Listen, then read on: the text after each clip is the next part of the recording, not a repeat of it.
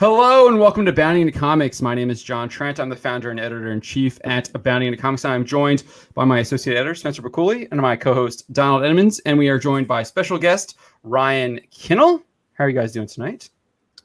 I'm doing fantastic. We were just talking before how I'm really excited to be here, and so many people in this little community utilize, your site along with a couple others, to really talk about and discuss and make it really easy for us to walk through our videos. So when you guys reached out, I was like, absolutely, I'll come on. I'm here to support Bounty in the comics in every way, shape, and form. So happy to be here.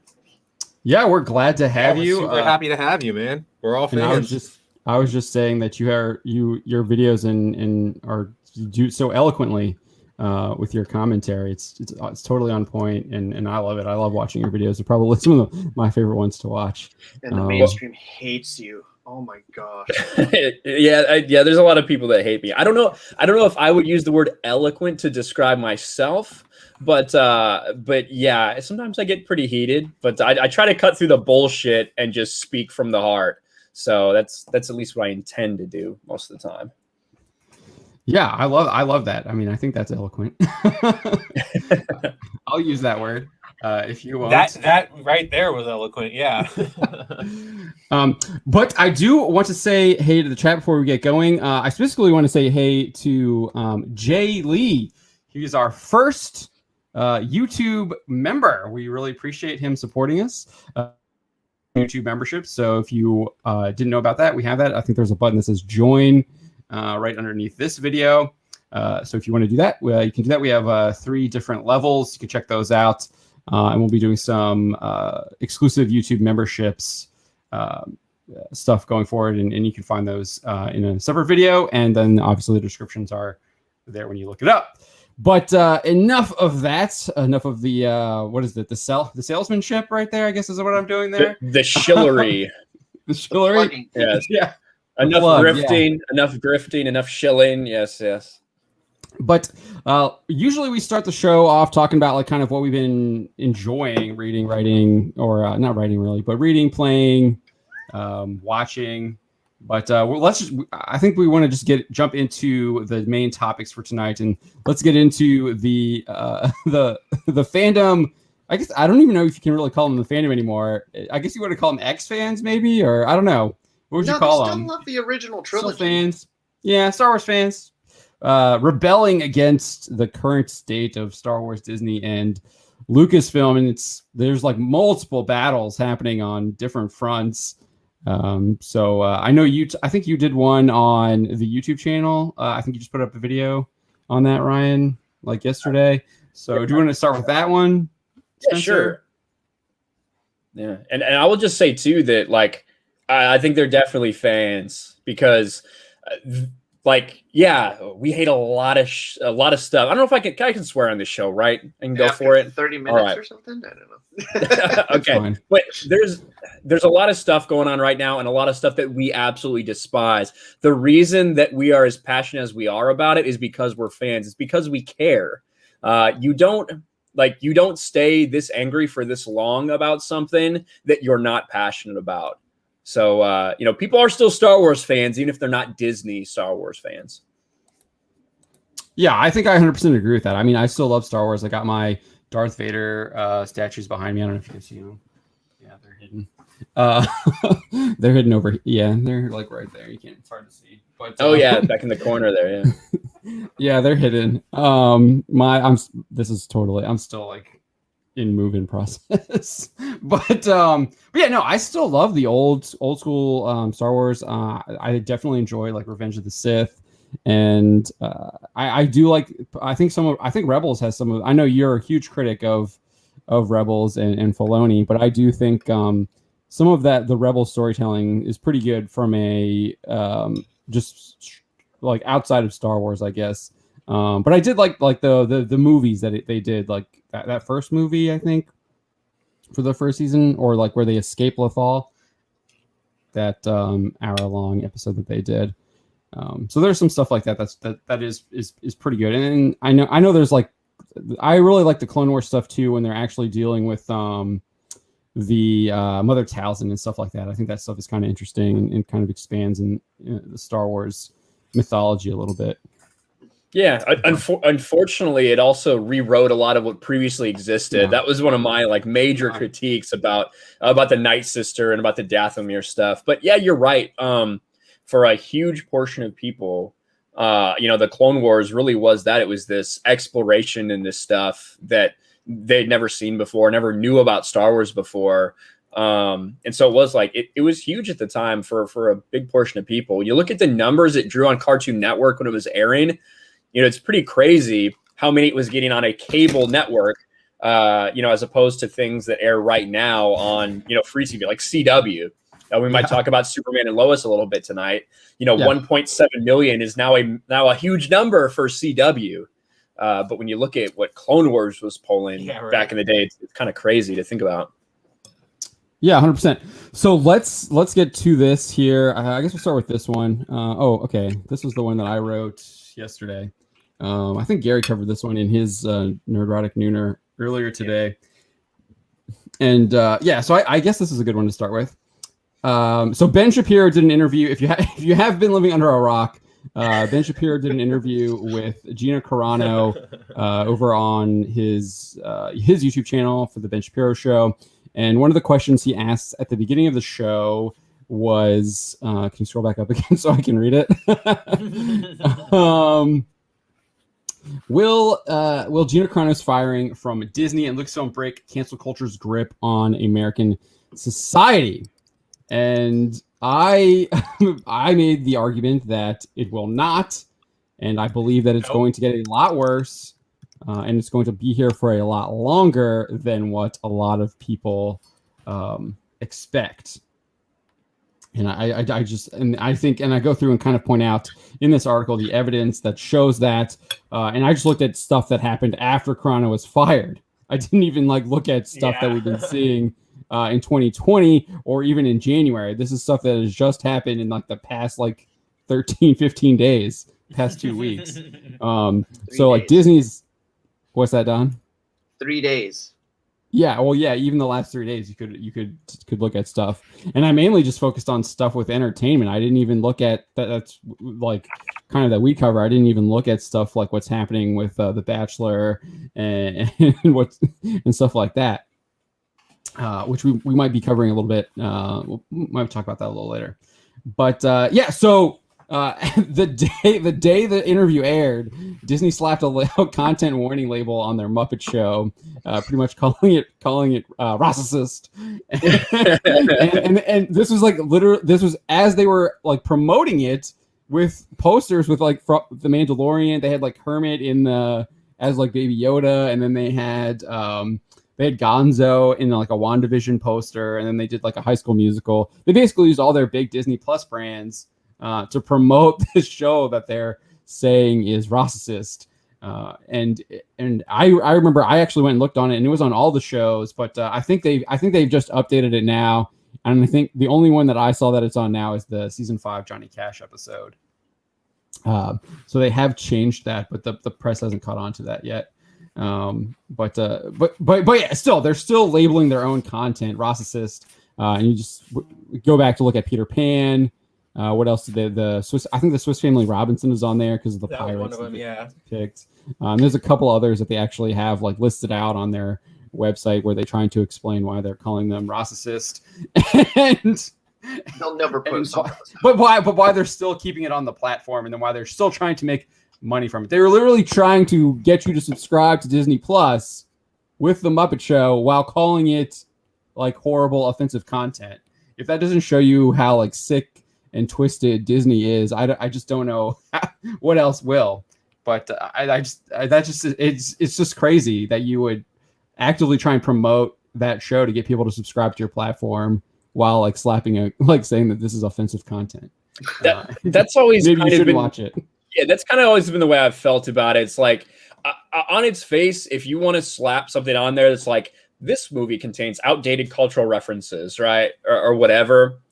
If that's really all it is, okay, I guess I can live with that. That's not that big of a deal. Although I think that if I'm watching something that was made in the 70s, I can probably understand that there's 70s cultural references in there, and it might not align with everything we think today.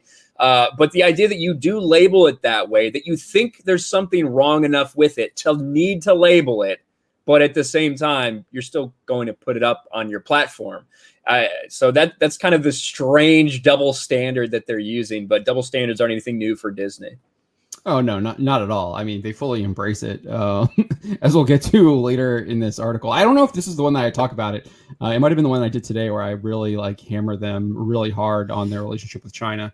So yeah, so the Muppet Show, they were already canceling themselves, the Muppet Show, and then you had the Twitter mob going after Chris Pratt again, as they seemingly always do anytime they get a chance. And this time it was because the term Pratt was trending. And I blame Twitter for this. Twitter is hugely the biggest problem with this, because you never usually see this stuff happening from Instagram or Facebook or TikTok or any of these other social media. It's usually the Twitter mob, which I think is only like 3% of Americans actually use it or something like that. So really? It's not a lot of... Yeah, I'm not... Yeah, it's not a lot of people. Not a lot of people use it. It's not real life. Yeah, most people aren't on Twitter and have no idea what's happening when people are trying to get canceled. So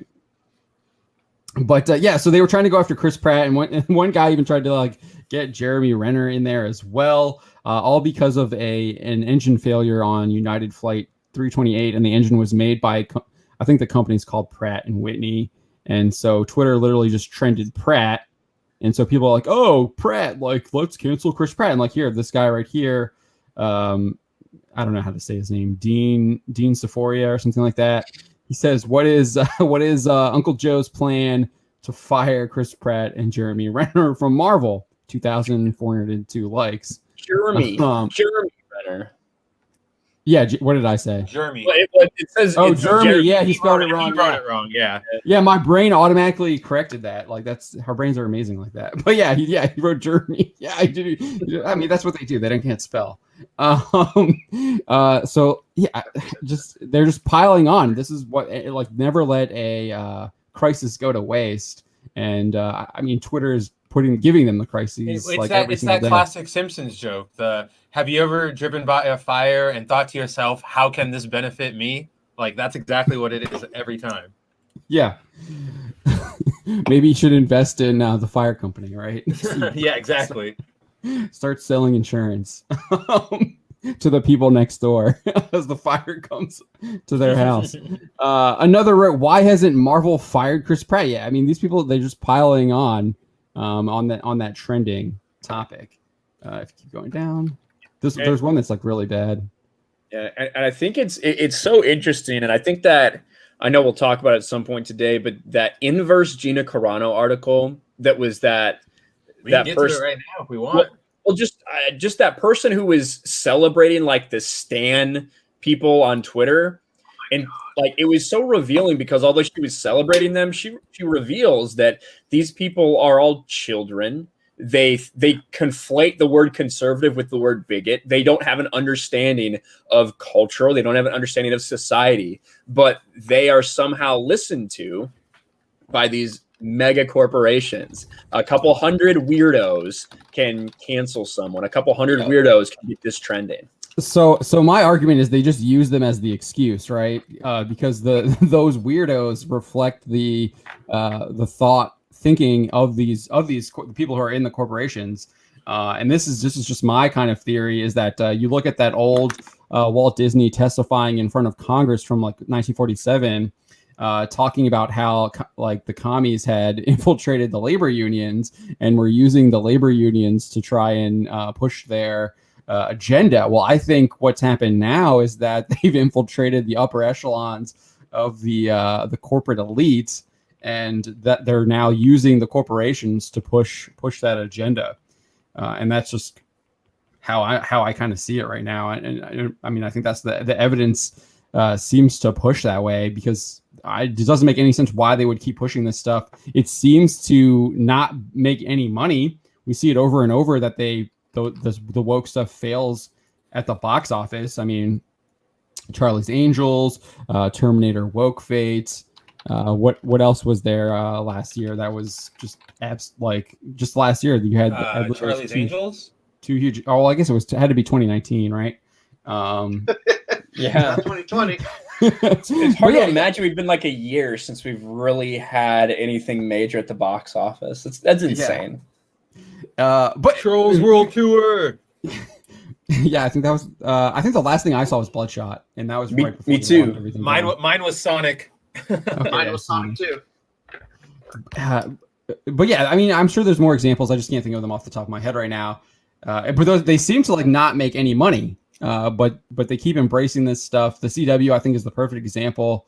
Their brand is now, like, I think, synonymous with woke to a lot of people, and they're not even tuning in. And I did an article today about the Superman and Lois numbers, and if you compare that to what they're used to grab with like Flash and Arrow and even Supergirl, Yeah, for real. and even Batwoman season 1, it's still lower than Batwoman's premiere.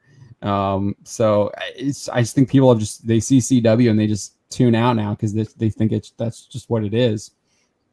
So I don't know. I see it a lot. Comics are dying too because of this. So maybe I'm jaded because I see it all the time, but to me, it like doesn't look like they're making any money. So the only thing I can think of then is why they would be doing this is because they value power and control more so than actual like enriching themselves, because they already have so much money anyways, right?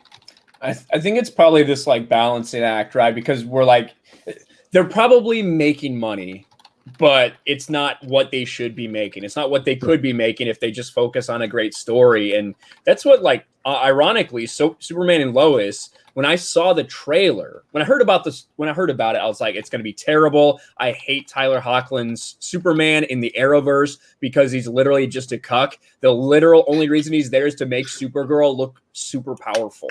Like that was the point of him. So I despised his Superman. So when I heard about this, I'm like, oh, can't wait to see Superman just follow Lois around and do whatever.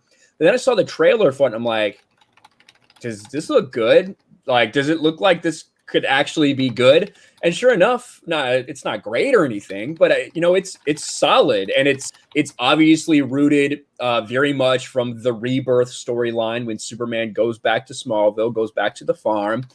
They've obviously added another child. I am worried about some of the dynamics that are going to be in play. Still eyes wide open because it's CW, but at the same time, that was just focused on a story as opposed to completely all in on identity politics. On the same day after Batwoman got less than 500,000 people watching. Yes, I saw that they corrected it to drop it down, because what it was like it was like 504 I think, and then it was in our article yesterday. Now it's like below, it's like 497 I think now. And CW usually cancels around in like the low 400s.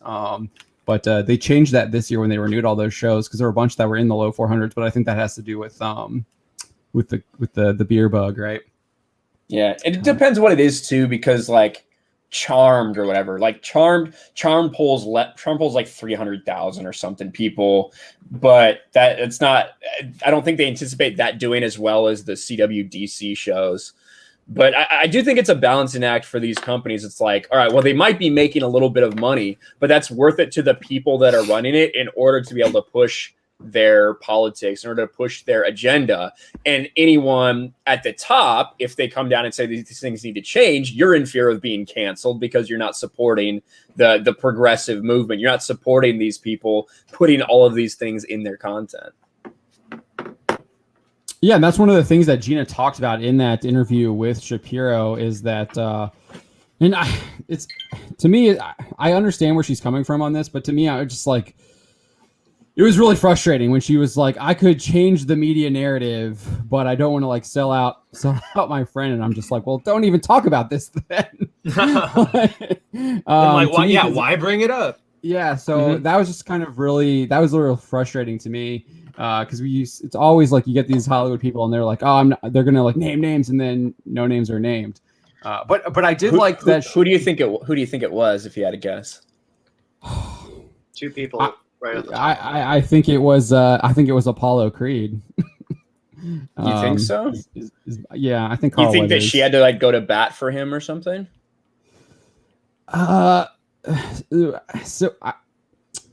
So was that what she was saying when she was saying that she went to bat for someone else? Yes. So here's what she's like. listen, if someone could speak out, they would change the narrative, because if this person who I don't agree with politically, but I really went to bat for about a lot of things, so that was what stuck out to me. To me, it's like Pedro or Rosario. That's kind of what I feel. So it could be Pedro with all the things going on behind the scenes, and she stuck up for him and was like, hey, went to Favreau, whoever it was, and was like, hey, listen, these are his problems, blah, blah, blah, or defended him for something, or Rosario when she was getting attacked by all these weirdos. I don't know. That's those are my two things. Yeah. Of those two, I would probably lean more towards Rosario, just because, I don't know. I just because she's next. yeah. She looks like she's next, but I don't know. For Pedro, I don't know. It does she definitely talked about Pedro and said she still had love for him during that interview, but it didn't. I don't know. It didn't, when she was talking about that, it didn't seem like she was. To me, I didn't get the vibe that it was Pedro, because she talked about him later, and how she said she had a lot of love for him, and they had come to an agreement that they obviously disagreed politically, but they were still going to be friends and get along and then do the show, work together. What normal people used to do. And a lot of people still do, except for in Hollywood, it seems like. But getting back to kind of where we were there, though, she did expose, I think, to a larger audience, that Hollywood does run on this culture of fear. That culture of fear is definitely within Disney, and that if you step out of line, they're going to get you. They're gonna sick their dogs on you. Their employees are going to try and do anything they can to cancel you. They're going to use their contacts in the media to go after you. They're going to get you no matter what they can, and because they have decided that they hate you and they want to destroy you. And I thought that was probably that was my biggest takeaway from the interview, was her kind of exposing that culture of hatred and fear within Disney and Lucasfilm. Yeah. The segue. So this just went up, but yeah. So they've already moved on. We've already talked. They just keep going, finding new targets. They were going after Chris Pratt over that engine, and now we're already seeing them go after Rosario Dawson. You mentioned that Inverse article. I'm not familiar with that one. What can you give me a little bit more details on that before we get into this one? The Inverse article? Yeah, it's in this one. That's okay. The one. It's written by, I did 2 videos about it, because the entire article is talking about how stans have changed Star Wars forever, basically. Talking about how I call them the freaks, right? These weirdo freaks with pronouns in their bios. I mention it all the time, actually. I say these weirdos who have Clone Wars characters as their profile pictures, just a hashtag Din Djarin or something with all of the multiple sexualities that they are and all their genders and all their pronouns. That's who they are. And they post fan cams, they spam people. They're just organized in these little DM groups to do targeted attacks on people. Those are the people who were attacking Gina Carano for literally months. And this article celebrates them, endorses them, and completely takes everything out of context. It has these quotes from these people saying, she was under no obligation to respond to us, but when she blocked us, it really created a lot of backlash. I never saw anyone attacking her, only trying to educate her on what she said and how wrong it was.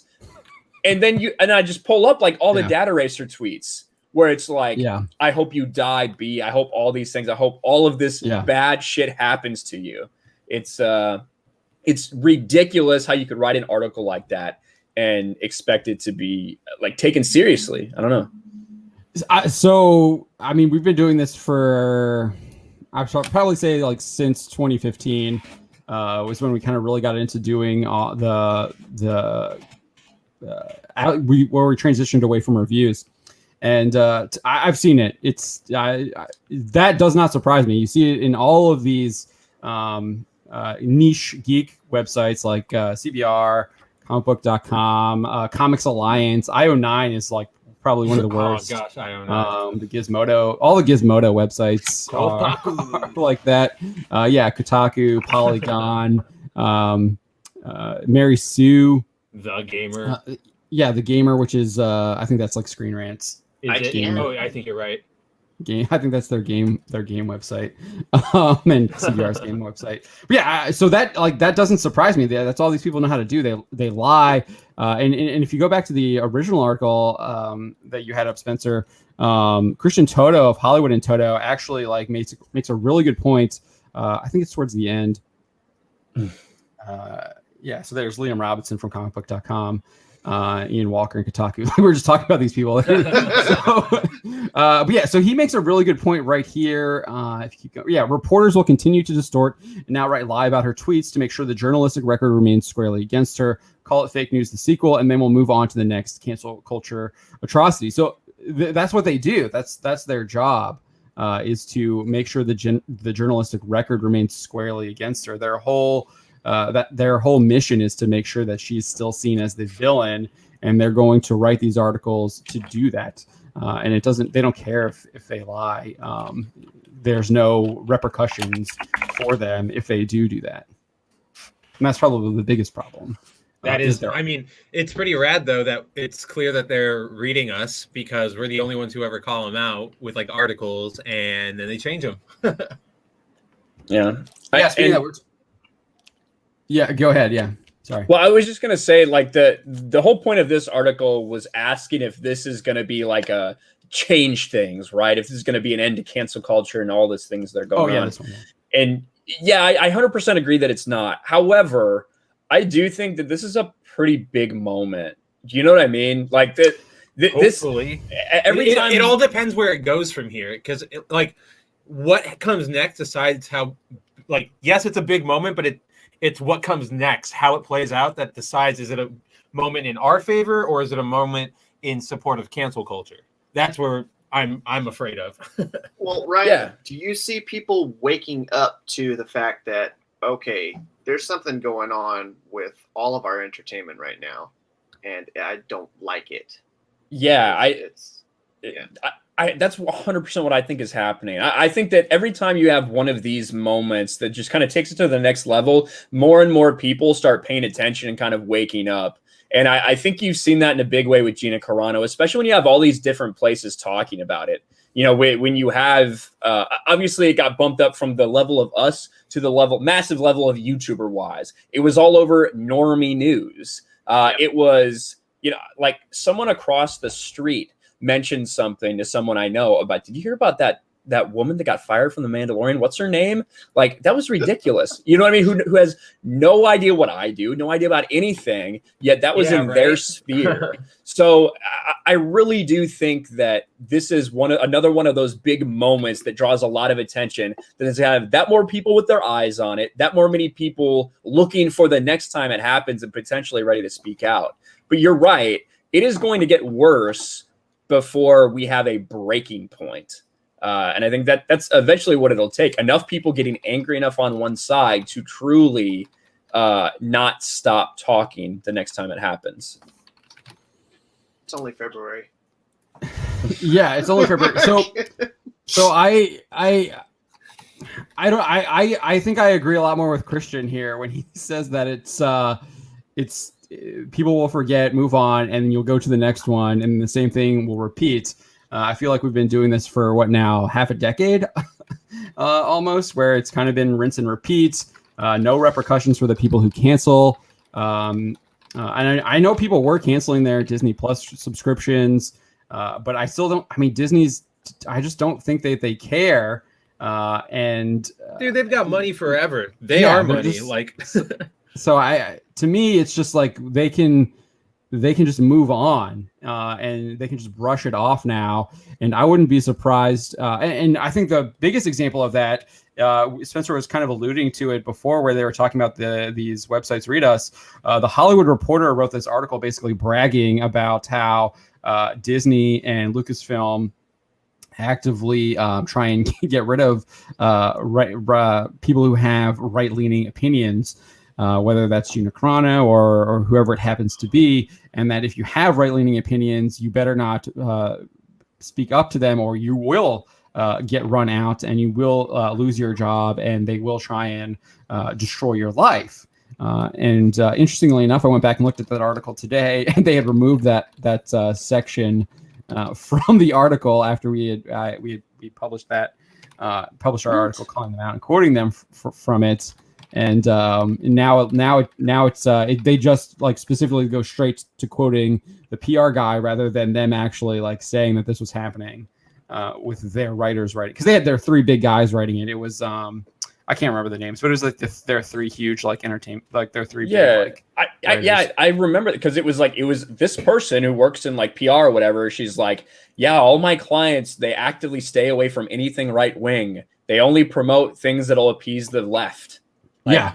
Did they remove that from the article? No, that's still there. Okay, But like right before that part, the actual like writers for the Hollywood Reporter had another saying in there where they were saying like people can't basically say support like right-leaning politics or whatever, and they had said that they were like making that statement leading into the quote, and they removed that. That's been changed.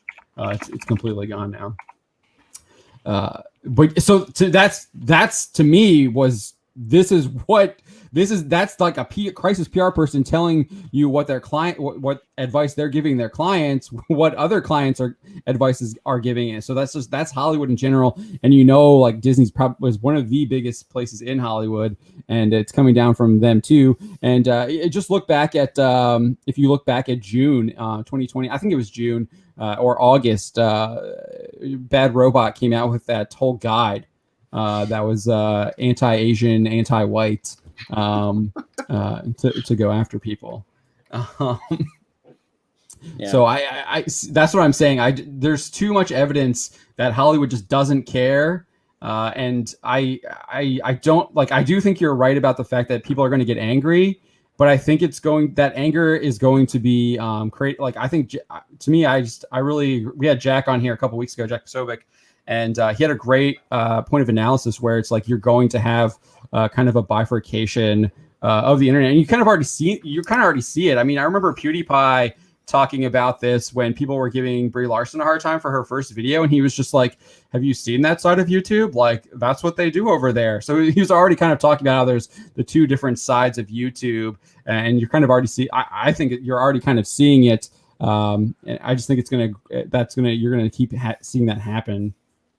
And grow, and people aren't the only time people are going to really listen to what the other side is saying is when we're covering how dumb they are in an article, or you guys are like commenting about it on a video. Yeah. I feel like I think sometimes we're under the impression that every single person who works in Hollywood is like, we think that they know what they're doing is wrong, but they're like that they're doing it anyway to spite something because they hate something.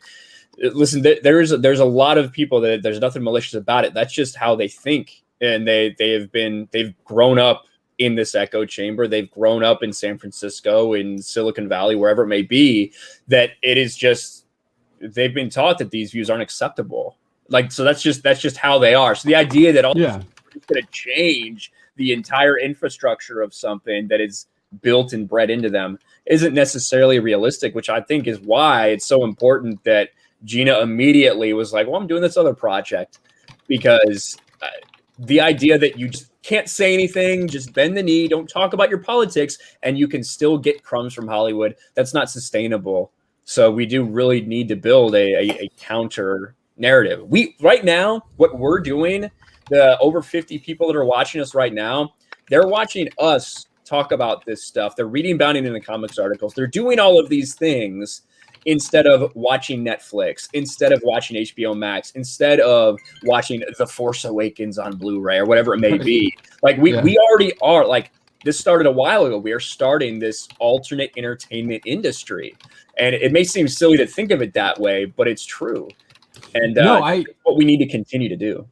Yeah, I 100% agree with you on that, for sure. I remember like Gary would go like head to head against what's his name, the Star Trek guy who had like his like Picard like after show, and Gary was like crushing him. So yeah, I do think that you're right. There is this it's already being built up. You're seeing specifically.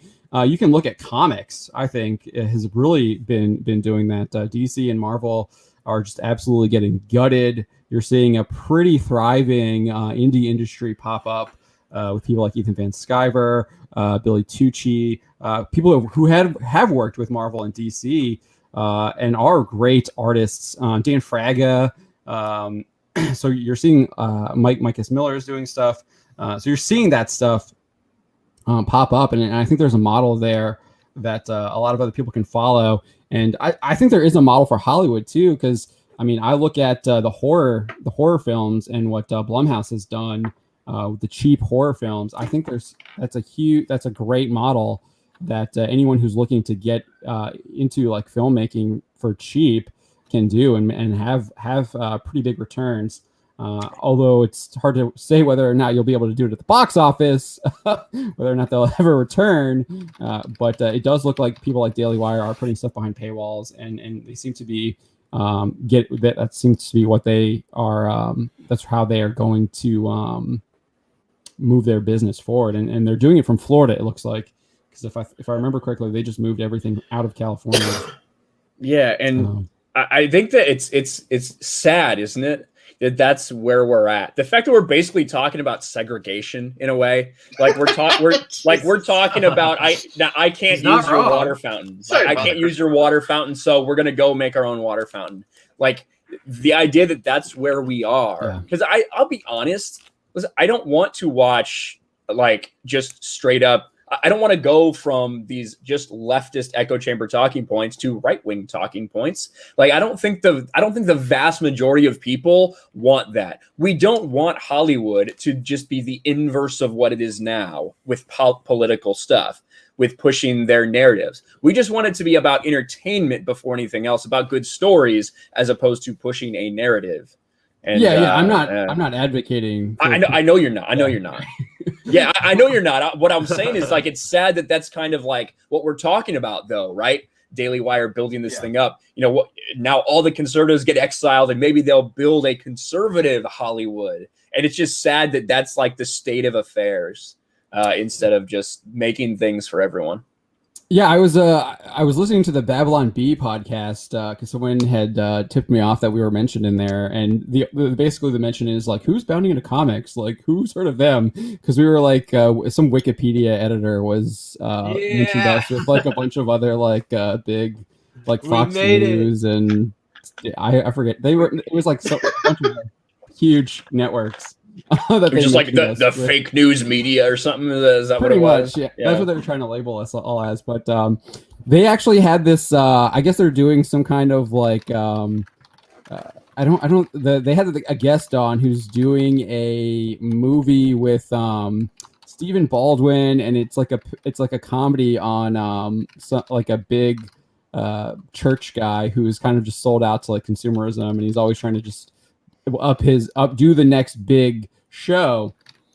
But they were talking about how they want that instead of like let me see how if I can remember how to paraphrase this pretty well, but instead of looking at movies like when you see like a right-leaning movie, people are like, oh, it's right-leaning, so it sucks, and that's why it failed, is because it was right-leaning. We just need to like create like just good movies in that sense. And then he said like also like when you make left-leaning movies, he used Frozen 2 as an example. You make obviously like left-leaning kind of propaganda movies that like, and they suck, and people are like, oh, it's just because that movie sucked, rather than like, oh, it sucked because it had like all this like stuff in it. But yeah, they were talking about like kind of what you were saying. Like we don't want to create like a right-leaning Hollywood. You want to create like another entertainment that's actually is there to entertain people. You want to be like making the next Die Hard, right? Like the next Braveheart, the next Gladiator. That's the stuff that I want to see. So Invisible Man. Yeah, it is such a strange. It's strange because like YouTube is a place. That's the thing about YouTube. YouTube is a place where it funnels you to people that you like agree with, right? That's what it does. Yeah. And because I would say a very small percentage of people are going to be subscribed and continue to listen to people that they really don't agree with. You know, because why would you? You have your choice of all these different things. Your first minute of somebody, and you're like, wow, I don't like this Ryan guy. He swears a lot. He's yelling the entire time. I'm done, right? And you move on. So it is strange how like what we're doing right now does kind of funnel people just into their little cattle pens in a way. What are you talking about? I'm still subscribed to Brie Larson. Yeah. For all the wrong reasons. Well, I follow Neil Druckmann on Twitter too. So yeah. I mean, yeah, I follow a lot of those people. So, but yeah, no, I totally get what you're saying. That's the YouTube algorithm. When they give you a recommendation, it's usually, I think if you look in the back and it's like, who else does your users like watch? And it's like, that's the video that comes up for that. But yeah, let me get into the chat here. I see we got lots of folks. Father Christopher Miller is here. HBG3, Chris Neville, Sev Wanaus, Fat Elvis, Justin Normie, Tahillam, Echo Base Network, Shad Action. There's a lot of people. But we do have a $5 super chat from our good friend Roof Korean. YouTube is hanging with Winston Smith. I'm not caught up on that reference. I don't know. But he says, sorry, I am late. While buying Coca-Cola products to be less roof, I accidentally got wax all over my face. Ryan, thanks for the DC info to prep for Snyder. So if you don't understand what Roof Korean is saying, you need to go watch the latest Daily Stupid from today that I put up a couple hours ago. And I guess the one from Monday too, I think. Maybe Tuesday. Was Coca-Cola too? I can't remember. I think Coca-Cola might have been Monday or Friday. But yeah. But we'll get into the Coca-Cola stuff probably a little bit later. Just try to be less white, John, if you're gonna drink a Coke on air. So I'm drinking my Dr. Pepper now. So Diet Dr. Pepper. Yeah, I got to. RC Cola is the better one anyway. That's what I've heard. Everyone Mountain saying Dew I'll die Zero. on that hill. Pabst. RC Cola. Coke is better than RC Cola, but RC Cola is not bad considering how cheap it is. Yeah, right. Yeah. I'm a Dr. Pepper guy. It's no like nurse salt or whatever the store brand Dr. Pepper would be. I used to, when like there was a period of time when I was in like middle school or something, we were really scraping by, you know, at least in comparison to, you know, how I lived the most of my like pretty comfortable like middle class, right? What are you talking about, man? Like you're white. Yeah, I'm white, right? Yeah, you got the privilege. Well, you got the power of privilege. For most of the time I did. There was about a year and a half where it was a transition period from some things we had going on in like my family's lives. And so we did Mountain Lightning instead of Mountain Dew. Mountain Lightning is the Walmart brand. And Mountain Lightning and Dr. Thunder. Dr. Thunder. I knew Dr. Thunder well. Yeah. So I remember those days. We called him Jolt. You remember Jolt Surge? That was good. Oh, Surge. Surge. Man, Surge was good, man. When I lived in Virginia about 4 years ago, I was living in Virginia, and there was this one Wawa gas station that was just right on my way to work. And it was like one of the only places I'd ever seen Surge, but they always had it. They still do make it, a little bit of it. And so I would just stock up on that stuff and get like two tall cans every day of Surge. Where in Virginia did you live? I lived in Hampton, so just across the bridge from Norfolk. Yeah. Okay. Yeah, I'm up here in Alexandria, right outside the city. Oh, okay, gotcha. Across the water. Yes, Father Christopher Miller. Jolt is evil incarnate. So no communion, Jolt. Come on.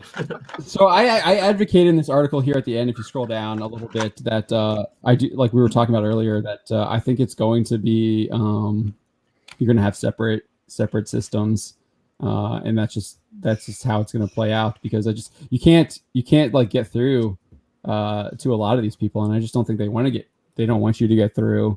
They don't want to talk to you. They don't want to hear you. They want to cancel you. They want you fired. They don't want you having any kind of even any kind of platform to talk to What's the talk echo about it. I mean, chamber effect? Reset Era, we just did an article, or I guess I put it in the Daily Stupid. Reset Era just made a post that they will not be posting anything for Hogwarts Legacy whatsoever unless it's an update on the controversy with what's his name? What is the Tony guy's Levitt. name? Yeah. Levitt, yeah, Tony Levitt. And how crazy is that? How insane! The fact that how many people do you think are working on that game? Over 100 easily, likely a couple hundred people involved with it to a certain perspective or at some level. Right. And because one person has a like very analytical, rational take about things, it's not like he's me. It's not like it's me working there, right? Who it's like I've called Anita Sarkeesian like everything in the book. He is very calm. He's kind of boring, to be honest. He makes good content, but I mean it's very analytical, it's just methodical, methodical, going through things very dispassionately, just picking apart some arguments, not hateful in any way, shape, or form. And that you're not even going to discuss a game because that one dude is involved. And what do they always tell us when we're like, when you have this person like Neil Druckmann saying all these things that he wants to do to talk about these allegories and change things about people's perspective of females in video games, all these things, they say, oh, don't worry, that's not going to come through in the game. They're not going to make it political. But then you have one person with a normal viewpoint and they say his politics are going to ruin the game. Well, it's exactly like what John was talking about earlier, where a lot of this backlash is based on the media narrative they pushed forward, where they were calling him alt-right, misogynistic. And it's like you said, Ryan, if you watch his content, he's not really taking swings at anybody. He's just picking things apart. His misogyny is disagreeing with Anita. His alt-right like mindset is not wanting to ascribe to identity politics. They control that narrative, so everybody just eats that up. And here we are. Yeah, I mean, obviously, one of the ways that they do that is through publishing tons of articles. So that's what it looks like. Everyone thinks that. From all different kinds of outlets. And if you look at all these people who do write for these outlets, they've all written for the same for all those outlets. They jump from outlet to outlet, and usually write the same garbage that they wrote for the previous outlet for the new outlet that they're writing for. But yeah, so to me, I thought that was like absolutely stupid, is because they're literally supposed to be a gaming website and they're gonna like not talk about one of the biggest games, anticipated games that's coming out. Probably better that Reset Era doesn't pay attention to it. Well, I'd like them to. It'd give us good content, but you know, it is what it is. Yeah.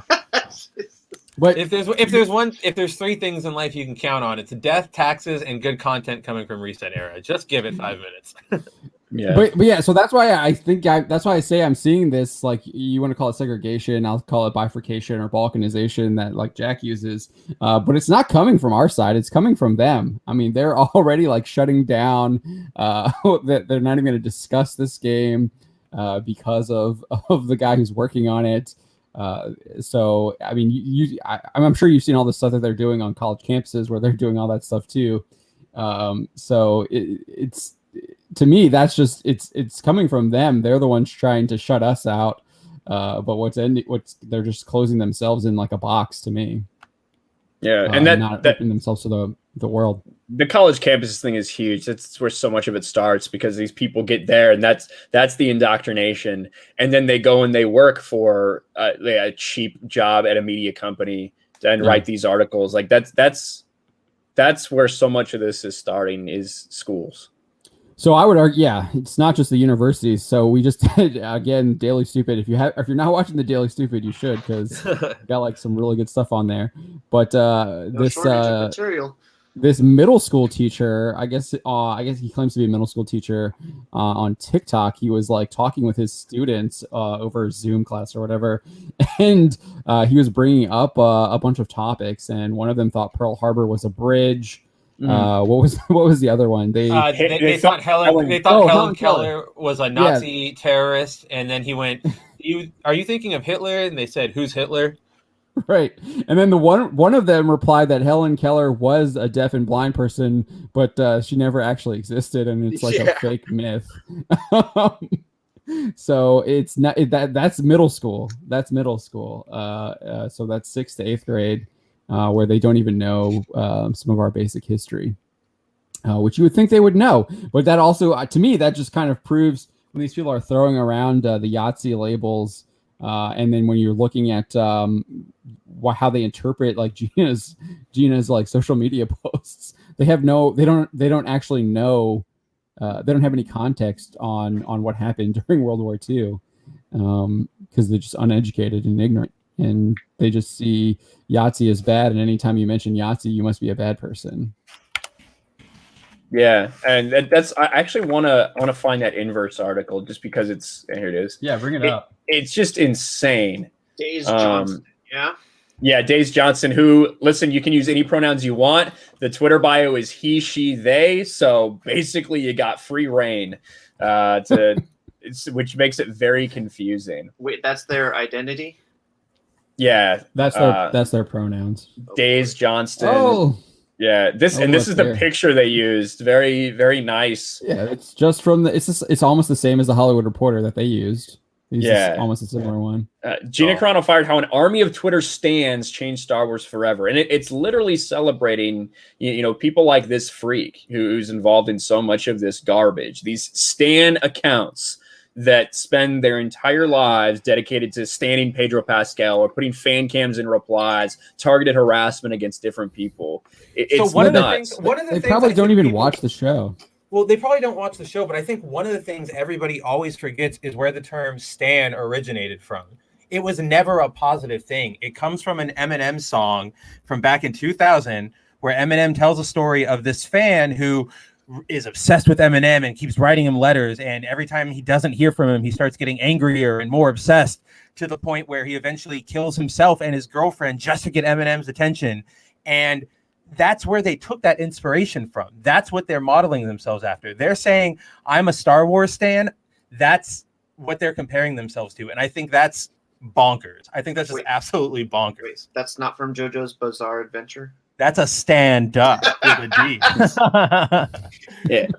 And so this was a couple paragraphs that really stood out to me and was kind of shocking.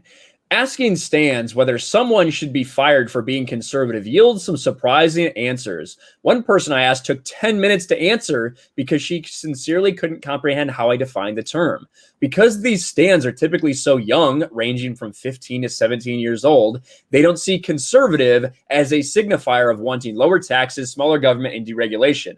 Conservative to them is increasingly becoming conflated with bigot. Yeah. But they're not the only ones. Yeah. Yeah, go ahead, John. Yeah, I mean, that doesn't surprise me. I mean, when like all the media outlets basically paint conservatives as bigots, like why would you not think that? So that's really not surprising to me whatsoever.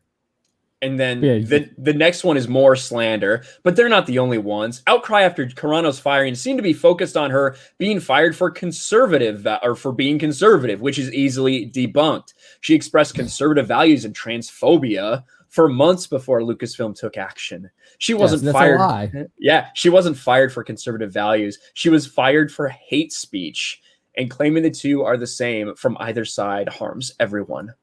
And they're I mean, that's straight from Disney too, because that's what Disney implied in their freaking 2-sentence statement to Variety or whoever it was, where they were like, nevertheless, and then they like listed all these things about how like she was hateful. So yeah, they're just repeating the lines that Disney fed them to what is, I don't even know what the word slander is the word that isn't the legal I think it's like a legal term. You can use that one without slander is spoken, libel's written. Okay, so it's libel. But yeah, it's just absolutely just disgusting. I mean, these people do this for a living too, and they're getting paid for it. To outright lie, and that's what they do. They just lie. It is a lie, and it's a provable lie. Because I guarantee you they don't actually I guarantee you the Instagram story post isn't in there. I guarantee you none of Gina's actual posts are in this article. And if you look at any of the media, none of them will put any of that stuff in there. Specifically going back to the Christina Ariel stuff, none of the absolutely horrendous and offensive stuff she tweeted was put in any of the mainstream coverage of her. It was all like BLM stuff from like June. It was not any of the actual like offensive stuff that we covered, and they refused to show it, which I think that's also pretty much lie by omission, right?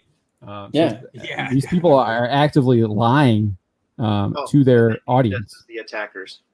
That's also what they did. Yeah. Say that again, Don. What, they named us as the attackers? Oh yeah. Well, Twitter did. Yeah. Yeah, ridiculous. This is one thing they did put in there. It all started on September 8th when Carano liked a comment by a YouTuber claiming people, quote, with pronouns in their bios were mad about the video he made defending her. So that is one person they did put in there. That's a great plug. This YouTuber, when she liked this comment, all the cringe weirdos with pronouns in your bios spamming my mentions for making a video defending Gina Carano, as if that'll stop me. I'll make another one tomorrow. That was so long ago, it seems. But yeah, thanks for putting that in there. Next time, put my name in the article, though, so it's searchable. That's all I ask. Yeah. Get us that SEO. Oh, that's what they. Come on. That's they won't do that because they don't want people to like look you up and see that you're you might be yelling into the video, but you're still making reasonable arguments, and that your anger is justified and righteous. And then the other thing that really irritated me is like it shows how clearly these people are not living in reality. They are childish because they're children. Other stands also objected to claims Carano had been subject to bullying. I only ever saw people trying to educate her. And of course, some people were angry, but overall it was people just trying to teach her to do the right thing, and she outright refused. Said V, another stan who also wished to remain anonymous. Yeah, I'm sure you did. But I mean, just go to Data Racer's Twitter, and you can see immediately the multiple accounts of people insulting her with calling her a bitch, calling her racist, calling her transphobe, calling her all of these things. But yeah, no one was bullying her. They were just trying to educate her. Yeah, Disney doesn't stand for bullying, so they wouldn't let that pass. Education Right? in a way, but yeah, I mean, they were. So what I found was what was really interesting, though, if you go back and look at this, there was no problems about any of this for all of Mandalorian season 1. It only started happening leading up to Mando season 2, and I think it started in August when people were trying to get her to put pronouns in her bio, and so they were actively bullying her in the first place. Like, it started with them bullying her. Like, that's how it actually started. And then she told them to like basically F off, and then she blew up. Like, if you go and look at Social Blade or whatever, like her following like just went insane after she told them to F off. Which again points to the fact that that catering to these people is like the opposite of what you probably should be doing, because they still are I think they still are an extreme minority, but they have a huge microphone, and they also have like people in these corporations that are sympathetic to them. Yeah, it's insane, and it didn't even really start there. It started with the BLM stuff. You're right. It started back with all the Minnesota bullshit, and they like this army of people saying, Gina, just say Black Lives Matter and post links. Oh, you're just right. Right. That's where it started, because she had done that. Even she had said something about she had posted something about supporting a local charity to deal with all the stuff that was going on, and she even said Black Lives Matter, but people wanted her to say it on demand over and over again. Pedro did it. Pedro didn't. Why aren't you doing it? Pedro posted links when we told him to post links. Why aren't you doing it? That's when all this started, and it just continued. And that's why the racist thing got thrown in there with all of the transphobic remarks, because it just kept building. It was racist, then transphobe, then anti-mask conspiracy theorist, then anti-Semite. And like every one of these incidents just built on what the Rolodex of insults that they used. they were, I mean, so it's just like, we tried this, it didn't work. Let's try, what can we get her on next? How can we destroy her next? Yeah. And they finally found one where they could get her, and use that excuse. But I guess like the headline of this of this video is the fandom rebelling against Star Wars, and we've seen that on a number of occasions. I think probably one of the biggest things, you actually brought this to light. I think you kind of like caught on to this, was that Oscars video that I think only had like 1,000 views or something like that before your video, maybe probably even less. And yeah, man, it was like 1,000 views. It was already ratioed, but I mean, it was like 35 likes to 170 dislikes or something, right? It was, nobody was tweeting about it. Nobody was making videos telling people to bombard it. It was just normal people who saw Kathleen Kennedy after she had fired Gina Carano were like, wow, this is a bad look. Wow, we despise you. Wow, you need to leave Star Wars. The only thing that was even close to being ratioed in the entire Oscars, like last several months of stuff, was this video. So I was like, look at it, it's ridiculous. And of course, the hashtag fade in became a thing. And it was insane, the response. Because then I think the Yellow Flash picked it up, Jeremy picked it up, Quarter picked it up, and it just was done. Yeah. But I can't believe that they didn't edit that out. You can go into the back end of YouTube and cut that out. Like, and they still left it up, like fade in. Like, it's just like, what? And even before the back end of YouTube, like they had to have reviewed that video. Like there were so many points where this could have been caught. It's a lazy post-production. They're just like, okay, it's out there. Now we need to move on to the next project, which is But even after they started getting like slammed, I think it still says fade in on it. But yeah, so that was kind of like the first like clash, I feel like, was that, and now it's getting bigger. More and more people, I think, are joining in, and they're looking for opportunities now to go after go after Disney and call them out. And I think we saw. I know we were talking about earlier. You said you're going to make a video on it after the show.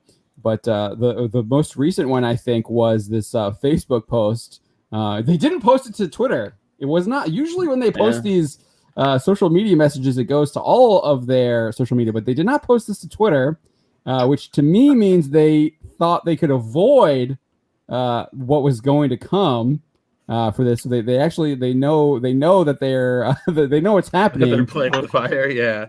But they posted it to Facebook, and I think there was even more people probably than what they would have gotten on Twitter, taking them to task on Facebook. I mean, I did a video on it today, and I just grabbed like the first 20 that I saw that weren't that didn't have like language in it,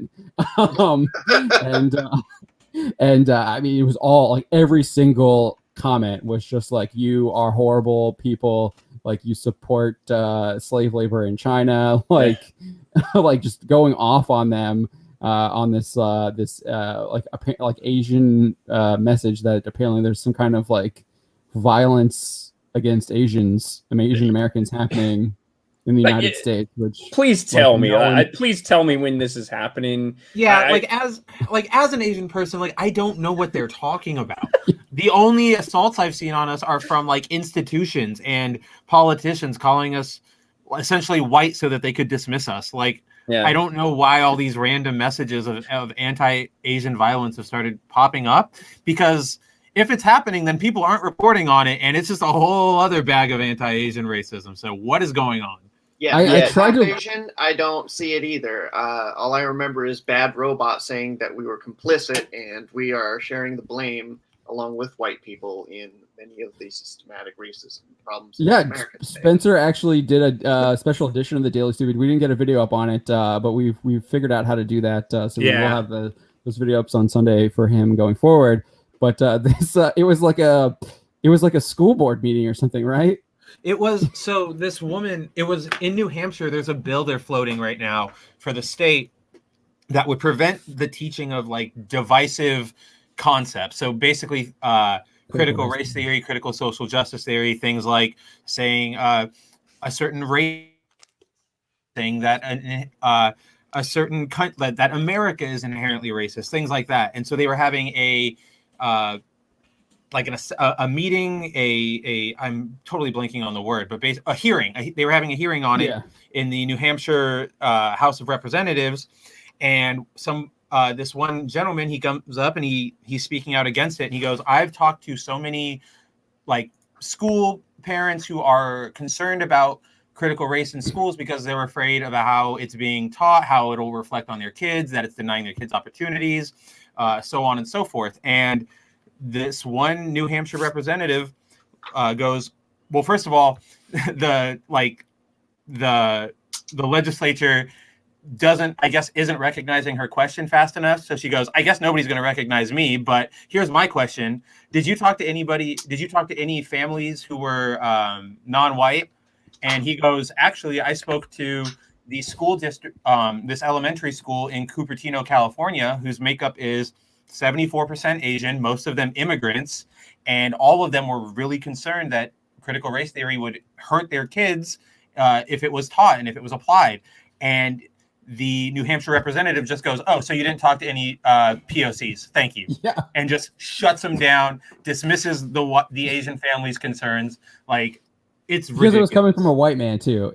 I think. Yeah. I don't know what race he is because he's not on camera. Oh, but I thought he was. I thought they showed him. He was like an. That's another rep. That's just another guy. Oh, who's that's a different call. guy. Okay. Yeah, that's the guy in the call. Yeah, and I thought that was really okay. like on forums and all these things. A lot of people are starting to transition to like white/Asian, and then all of the other minority groups because they're just they perform too well, so they can't be considered a minority. Essentially, like that's you know what I mean. But I'm being real. Like when you're talking about New York Times, when I'm talking about like test scores and things like that, that's a big part of it because they're not considering. They don't want to consider Asians in that group because they don't need any equal opportunity help. I suppose that's the perspective of a lot of the ways that these groups are making these proposals. That's a major part of it. Are they saying that they're doing better than white people? They are. Yeah. They are. They are. Yeah. Everyone can cancel me now. Thank you. Yeah. I mean, well, listen. I think you just talk trash on white people. You're good. Yeah, I think I could probably drive better, but that's about it. So yeah, that would be the one thing. So, Roof Korean asks, I was trying to find news stories about Asian or Pacific Islanders where this comes from. This has to be veiled. Yes, that's exactly what it is. I found an article. I forget what because I was trying to see where it was coming from too when I was doing some research for my Star Wars article earlier today. And I think it was like in the Guardian or something. It might not have been the Guardian. It was I can't remember what it was, but they had some chart that tried to like show that like violence had increased. And it was basically they were basically saying it was because of the beer bug, and people think that it's people like's fault for the beer bug. It's from China. So like get the China virus. I am Asian. I know a bunch of Asian people. I have Asian family, Asian friends, blah blah blah. I know, very surprising. I know a diverse group of people. I know it breaks the narrative that I'm a white supremacist.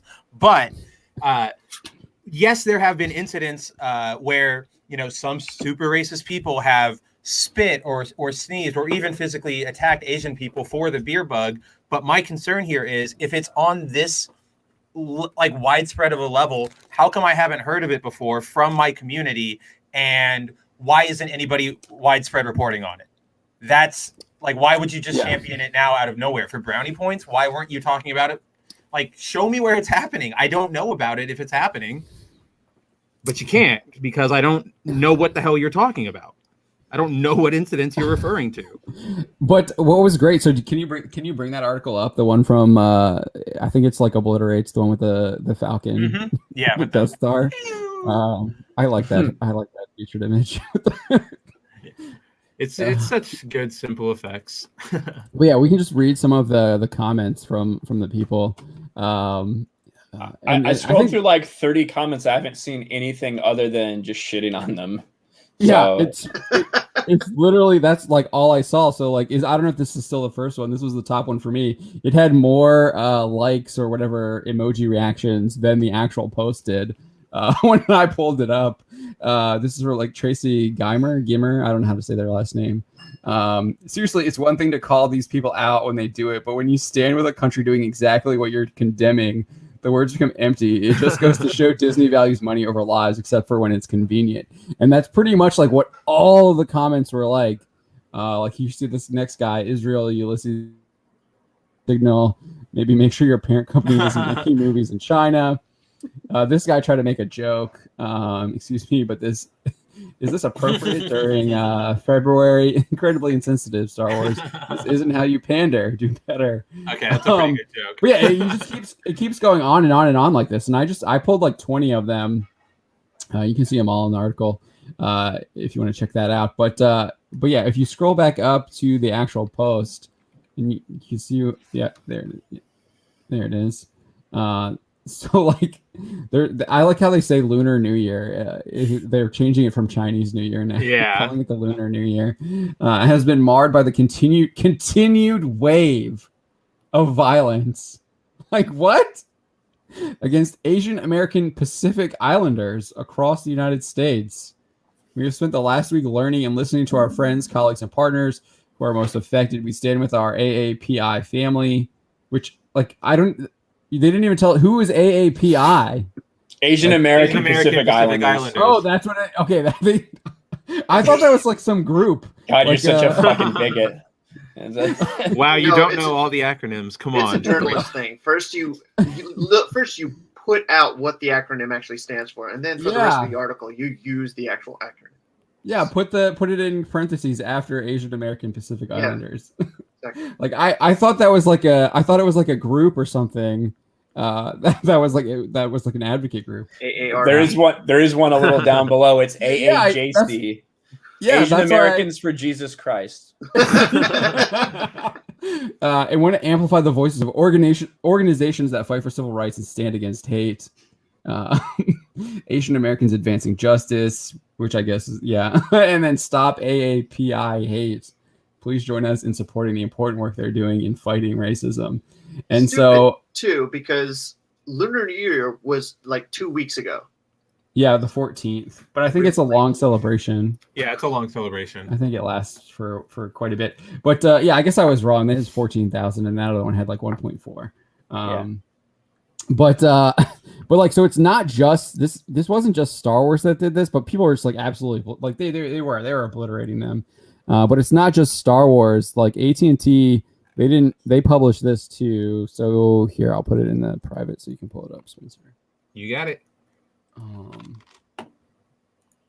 Yeah, and that I did a little bit of like digging into this. It does seem like that's what it's based off. It's like a 20% rise in hate crimes against Asian Americans and Pacific Islanders, I guess. They think it's based on people being scared or being like, you brought the virus here kind of thing. I don't know. Still? Well, yeah, that probably has more to do with how they're reporting the crimes than anything. I would bet my money on that. Yeah. Rather than like an actual, I mean, you would expect that there would be like a decrease in crime because everyone is like in their homes, right? Right. It was told like not to go out. Mass shootings are down. That's fine.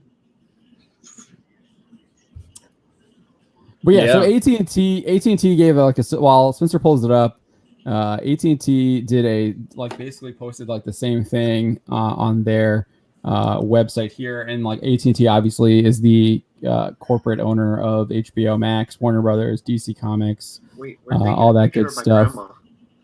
Dude, I hate this hypocrisy because it's exactly what it is. What's going on? Because they'll never say who's actually committing the crimes against Asian people. Yeah, I think that all the accounts they have are like old white people that are angry about something in a Walmart. They get mad and they spit on someone because they think they brought the virus with them, or that's the stories that they tell, and that kind of sounds similar to a couple of things, Spencer, that you were talking about. That's the narrative that they're definitely trying to paint.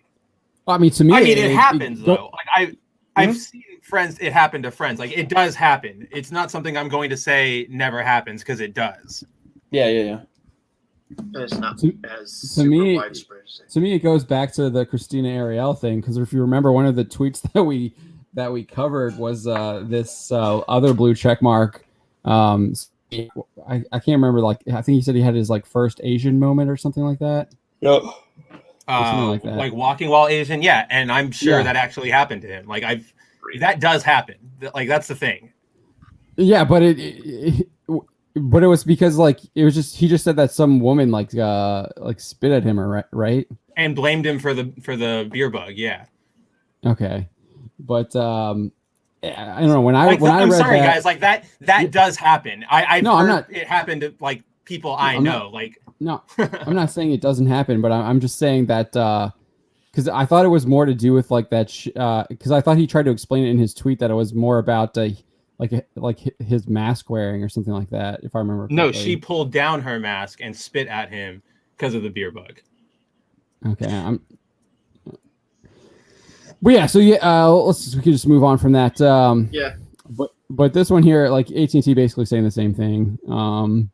Violence against AAPI community must end, and we must raise awareness, look inside ourselves, and take a stand against racism. Interestingly enough, it's the same day that Star Wars posts it, and it's almost like it's coordinated, right? But these companies don't coordinate.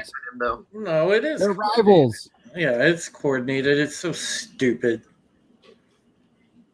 Yeah, And I think it comes. It's not coincidental. Yeah, to me, me connecting the dots here is that it all stems from this NBC News article that I'm sure you have, both you and Drew, and I'm sure Ryan has like some thoughts on this too.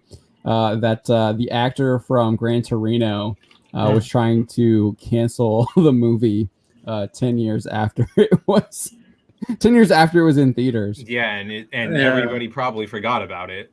I don't know anybody young who's seen that movie. People should see it. Like younger than us. Oh no, it's a great movie. I love that fabulous movie. That movie's great. Wait, I mean, if anything, you know, it's kind of a microcosm. That movie hit home for me because when I was a kid, you know, I got all that crap when I was going to Catholic school when I was a kid. You know, I mean, dude, I heard every Asian slur directed at me known to man. And I got school? Yeah, and I got the same thing in high school. You know, even at public high school, it didn't matter, dude. The Catholic school, public school, you know, I got it. And you know, and I learned that to roll with the punches, you let that type of crap roll off because it's words. That's why I hate this whole soft culture that we're in. Everybody's like, oh my God, he said a word to me. I'm so offended. I'm victimized. It's like, get the hell over it.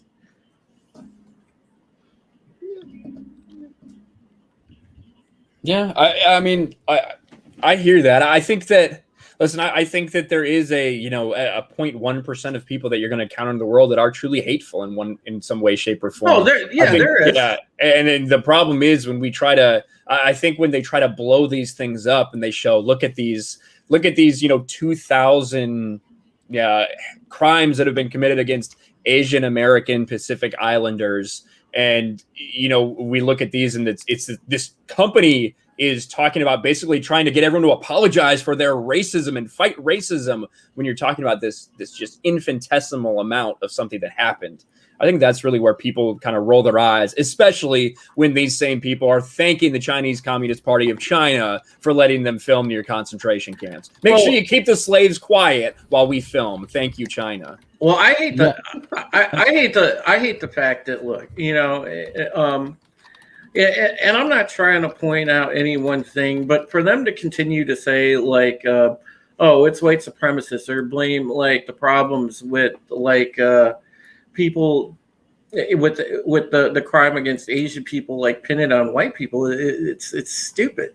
I hate the fact that they try to roll that in because it's not something that correlates. Every video you see, and I think somebody mentioned it in our chat earlier. I think DZ3 mentioned it. You pay attention to the videos. Who's doing the beating of the Asian people? especially the ones that have been getting beaten down in San Francisco. It's random black dudes walking up and beating the hell out of Asian people, mainly senior citizens. And nobody calls them out because why? Oh, as soon as you called them out, you're racist for calling them out. Well, guess what? I don't care. I'll call you out. Don't be stupid. Don't beat up Asian people. I think that should go without saying. I mean, hell, I'll call you out. I don't care, what racial background you are, what color you are. I mean, you'll get called out equal in my book. That's the way I've always operated. Yeah. Oh. Okay, so it's that. You're not kid. listening to Cartoon Network then. No, hell no. Cartoon Network. Cartoon Network's a joke, bro. Come on. They're a joke now. There's a lot of other stuff going on with Cartoon Gotta Network. see race. See race. Be anti-racist. See color. Be anti-racist. Anyway, so this Asian kid, Or this other way Asian around. kid here, he was the worst acting out of this entire movie. Oh, yeah. The chick that played his sister, Yeah, dude, his sister was around. killing it, Yeah. and he was just as flat as a board. Yeah, this. I don't know where they got this kid from. I mean, it's like I think he must have been walking down their street. They're like, "Hey, you want to be in a movie, dude?" I mean, because it's like, he was weak. I agree with you, Don. He was terrible.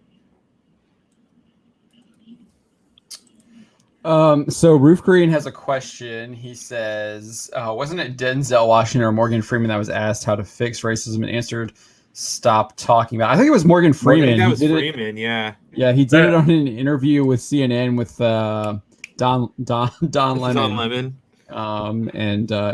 There's that's probably one of the most prescient interviews of all time. There's lots of knowledge drops in there. Yeah, Morgan seriously, Freeman if you guys haven't seen it, please go watch it. Yeah, Morgan Freeman had a lot of really good answers and good conversation with Don Lemon. And Don Lemon actually asked some pretty good questions. Yeah, it was actually pretty surprising. And that was Probably because he didn't think those were the answers he would Don get. Lemon and good questions in the same place? What? When did this happen? Broken clocks, man. Yeah, Well, Denzel actually had one, I think, fairly recently where he was The talking police, about we keep blaming it on the system. We keep blaming it on, the police arrested this guy. You got to say, well, where was the father? Where was the father that led to this young kid doing drugs? He got arrested for doing drugs. Where was the dad at? It all starts in the home. So where was that guy's dad at? That kind of thing, talking about really we need to take ownership for ourselves instead of blaming everyone else for our problems. Yeah, he had I know there was one thing that had was making headlines too. He was promoting that the Little Things movie that he has on HBO Max, and where he plays a sheriff, I think. And he was talking about his respect for police officers came from when he did a ride along when he was doing research for a movie, I guess, and he had to actually saw how you have to make those split second decisions. Wasn't that for Training Day? I don't think it was for Training Day. I feel Okay. like it was for another movie in the early 90s. I want to say I don't think it was for Training Day. Dude, Training Day was so good though. I love Training that Day is movie. brutal. Where he plays I a love corrupt. Ricochet. Yeah, it was for Ricochet. There you Okay. go. But yeah, so do you want to read this first paragraph that this guy has here, and then I think there's he says something else. He literally starts this whole thing he uses the movie to start his whole screed. No, read Where the is first it? part. Oh, whoops! I'm in the wrong window. Woohoo! There we go. Back in Right there. 2008, I starred opposite Clint Eastwood in Gran Torino, playing the lead Hmong role in a tale of two people transcending their differences to form an unlikely human bond. It was a historic cinematic moment for Hmong people around the world, despite its copious anti-Asian slurs. At the time, there was a lot of discussion about whether the movie's slurs were insensitive and gratuitous or simply harmless jokes. I found it unnerving, the laughter that the slurs elicited in theaters with predominantly white audiences. And it was always white people who would say, "Can't you take a joke?" Today, I shudder at the thought of what that meant. More than a decade later, the anti-Asian racism that was once disguised as good-natured humor has been revealed for what it is, thanks to COVID-19. Yeah. Given what I... Yeah, you could stop. 'Cause Yeah. He just goes on. Yeah, he to just talk goes into his own story. Yeah, if you scroll down a little bit further, he at the end, I think he brings it back. Maybe a little bit further up. I don't know. I don't remember. This guy. Yeah, right there, right there, right there. Yeah, to this day, I'm still haunted by the mirth of white audiences, uproarious laughter when Eastwood's curmudgeonly racist character, Walt Kowalski, growled a slur. You don't need to read those. I wasn't People going can to. read them. I wasn't going to. Okay, I just wanted to make sure. It's a harmless joke, right? Until it's not just a joke, but rather one more excuse for ignoring white supremacy and racism. Here's my question. I'm pretty sure other people, like I watched it with non-white people who laughed at those like slurs too. Where's the call out for that? I think that's part of the experience is the laughter is you laugh because it's uncomfortable, but there's still that message under it. Yeah. The whole message of the movie is Walt's journey, realizing he's wrong and befriending this kid, becoming a good neighbor with him. And then he ends up sacrificing his life to save him, to help him, to save him. Yeah, you know, we laugh at things that are not okay. Like that's part of humor. Like we laugh at things when people get hit on the head or like get hit in the nuts, right? Like that's not an inherently good thing, but we laugh at it because of the situation, because things are funny. It's we need the to cancel America's Funniest Videos. Right, exactly. But you know, those aren't good things that are happening to people. Right, those aren't good things that are happening to people, but we laugh at it because of the situational humor and how outrageous it is and things like that trigger these emotions within us. It's the same thing when it comes to these types of, you know, race-based humor or things like that. And I think at the end of the day, it's always about the intention behind things, you know, that really determines people's true actions. You know, I go back to one of the Chappelle stand-ups on Netflix, and he's talking about how he has like his huge like home in Ohio, and he sees like this guy walking through his like farmland, and he's like, "Get out of here!" Or he doesn't say "Get out of here." He's like, "I don't know what to do. Like, I need to go arm myself," and he like goes to the gun store, gets the gun, and then like the next night or whatever, like someone's there, and he's just making a joke at the expense of like the guy's white, like invading his home, and he shoots him somewhere. I don't know. He buckshot. Birdshot, and then buckshot. Yeah, and then he has a whole joke about that, and people are laughing about it because it's funny. Yeah, and it is totally about race, but yeah. Well, this is it's just all stupid, man. Listen, I remember like sitting there back when I was in high school or just out of high school, when I was like 18, 19, 20 years old, going to some of the house parties I went to. Man, you know, the jokes and stuff that were floating around, you know, and it's by everybody. There were people of every race, creed, color, everything at these parties, and wasn't nobody sitting there getting butthurt about it. People were sitting together playing spades, you know, drinking, having a good time, and nobody was worrying about who got offended over a dumbass joke, because it was a joke. People understood context. That's the problem now. People don't pay attention to context because there is no context on social media, and people get all up in arms over you know, something that is a molehill, but they make a mountain about it. Yeah, I don't think it's that there isn't context. I think the context is there. Like most of these people, they just ignore it and they'll lie about it, which we kind of talked about. Well, yeah, that too. In order to do what they want to do. But let's bring up this. Do you watch Star Trek, Ryan? I don't watch any new Star Trek. I've never been huge into it. I watched the original series, a little bit of Next Generation, and you know, some of the original movies, but that's about it. Do you like Star Wars Rebels?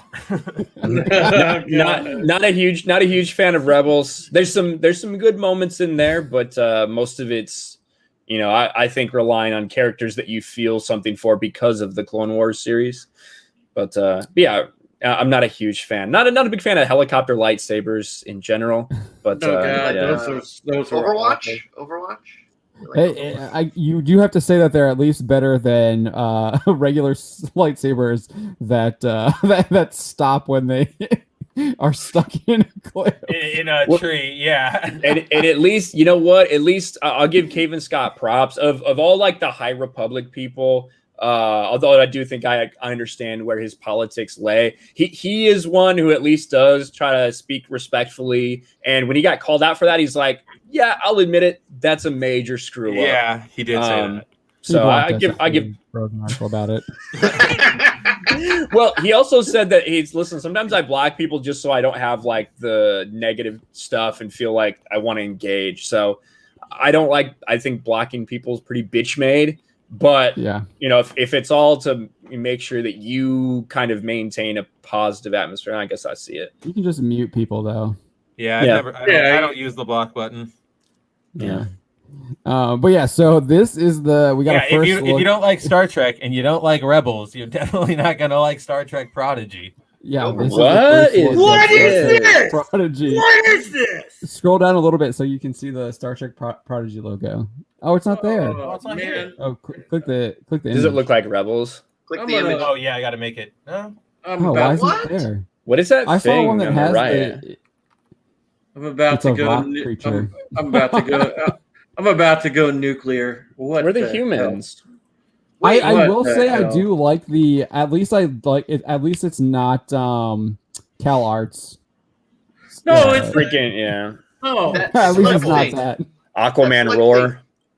That was Yeah. in Star Wars. So, what was in Star Wars? The Rise of Palpatine. The one working on the Millennium Falcon.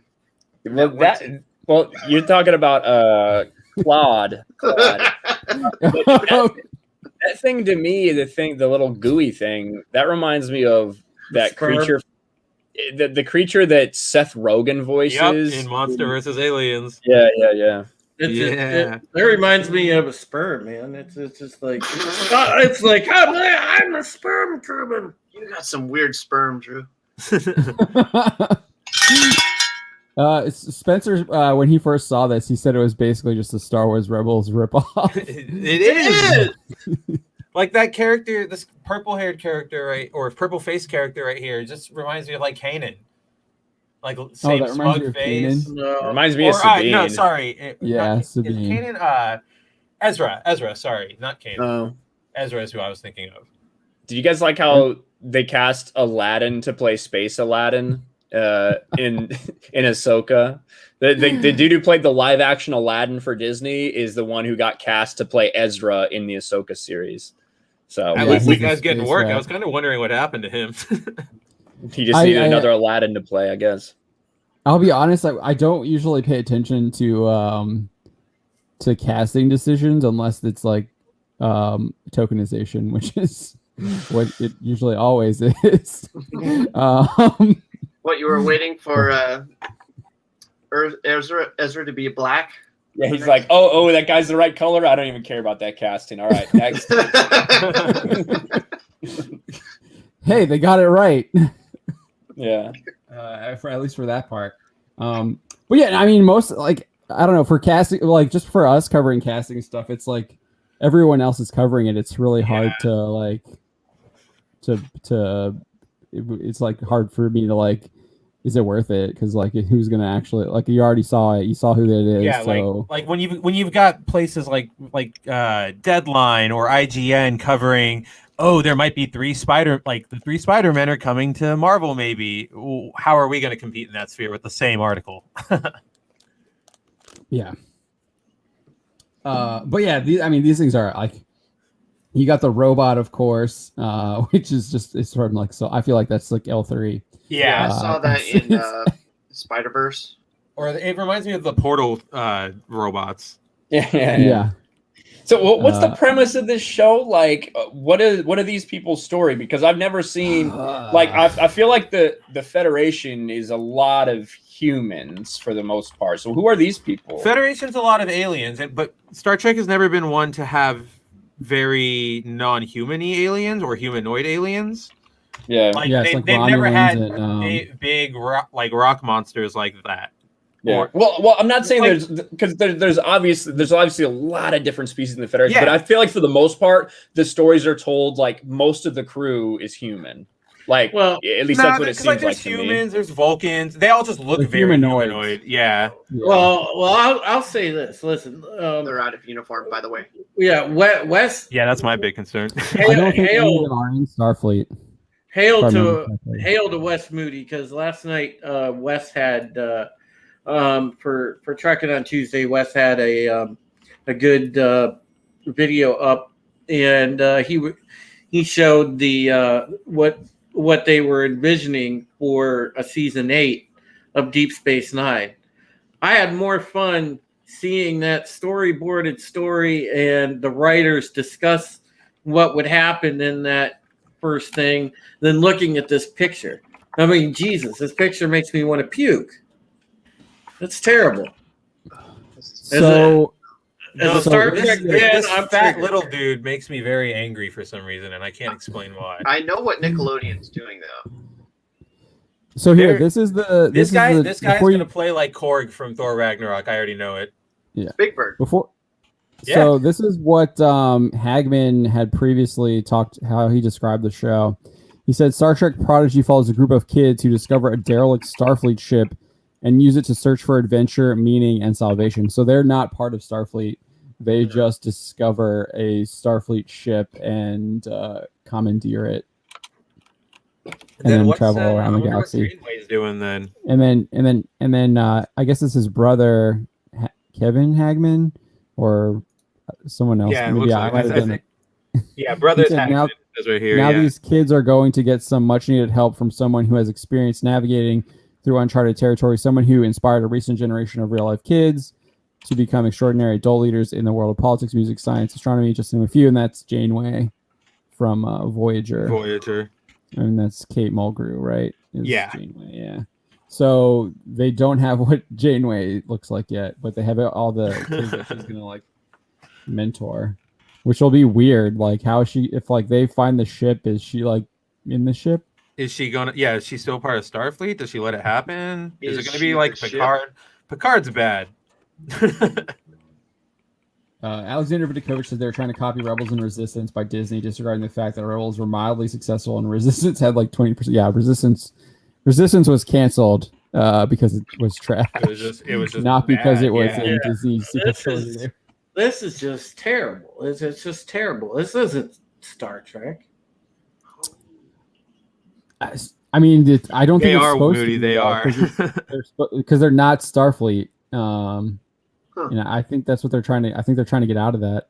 I mean, everything I've seen about like that I hear from you guys that are like Star Trek fans is that everything they've been doing is basically moving away from. Well, then they just need to give Star up Trek. the damn IP. Then they're just.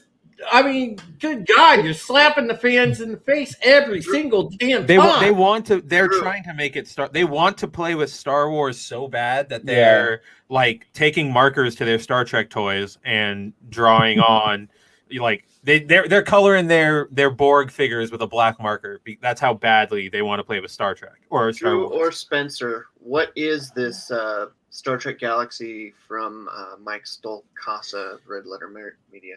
It was basically just there's a video from Red Letter Media with Mike and Rich talking about they're two very diehard Star Trek fans, and it's basically them talking about how they would make a series, you know, kind of how we've done it before, like what would you do? And I forget exactly what it was, but it had a lot of these sort of elements, like exploring the more alien side of the universe and stuff like that.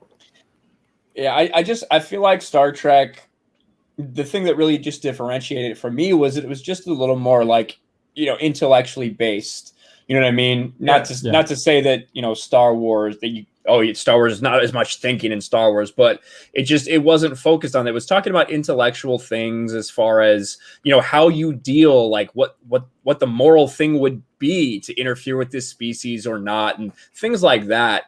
And it just really seems like they're trying to take all of what makes Star Trek away and turn Star Trek into something for the masses, when really you're losing all your hardcore fans when you're doing that. You're not getting anyone else. No, I mean, you just have to look at the two main protagonists. I think that's the best balance between Star Trek and Star Wars. Is in Star Trek, the heroes are the Federation, who are these this militaristic, very ordered, very lawful, very by the books, moral quandary type of explorers, and the good guys in Star Wars are the rebels. Yeah. So that's why.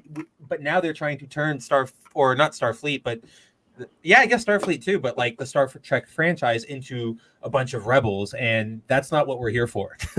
Oh, I want my Star Trek, damn it, and I You got it. You're not getting any more though. Yeah, God, This is It's to bring in terrible. kids franchise, though. Obviously, with the bright colors. Well, you want to bring in kids to the franchise, sit them in front of TOS, and make them watch it. Jeez, It's a Kids are, I mean, I'm sorry, like kids will not watch TOS. no, probably you're right, Kinel. You're right. Got to sit them at least in front of TNG. They'll probably sit in front of lower decks. Yeah, it's just because it's bright colors. I don't know. Though I barely sat in front of lower decks. I mean, you could probably watch like TNG. Kids might watch TNG. I mean, maybe not like 5-year-old, but like play them the 13. Episode where Captain Picard and the crew got turned into kids and they had to save the Enterprise. That episode sucked. It did, but hey, there's kids in it. How do you get Star Wars? How do you get new Star Wars fans? Show them The Last Jedi. There are kids in that. Oh, yeah, they get the Broom boy. the kids that don't get saved, but the horses do, right?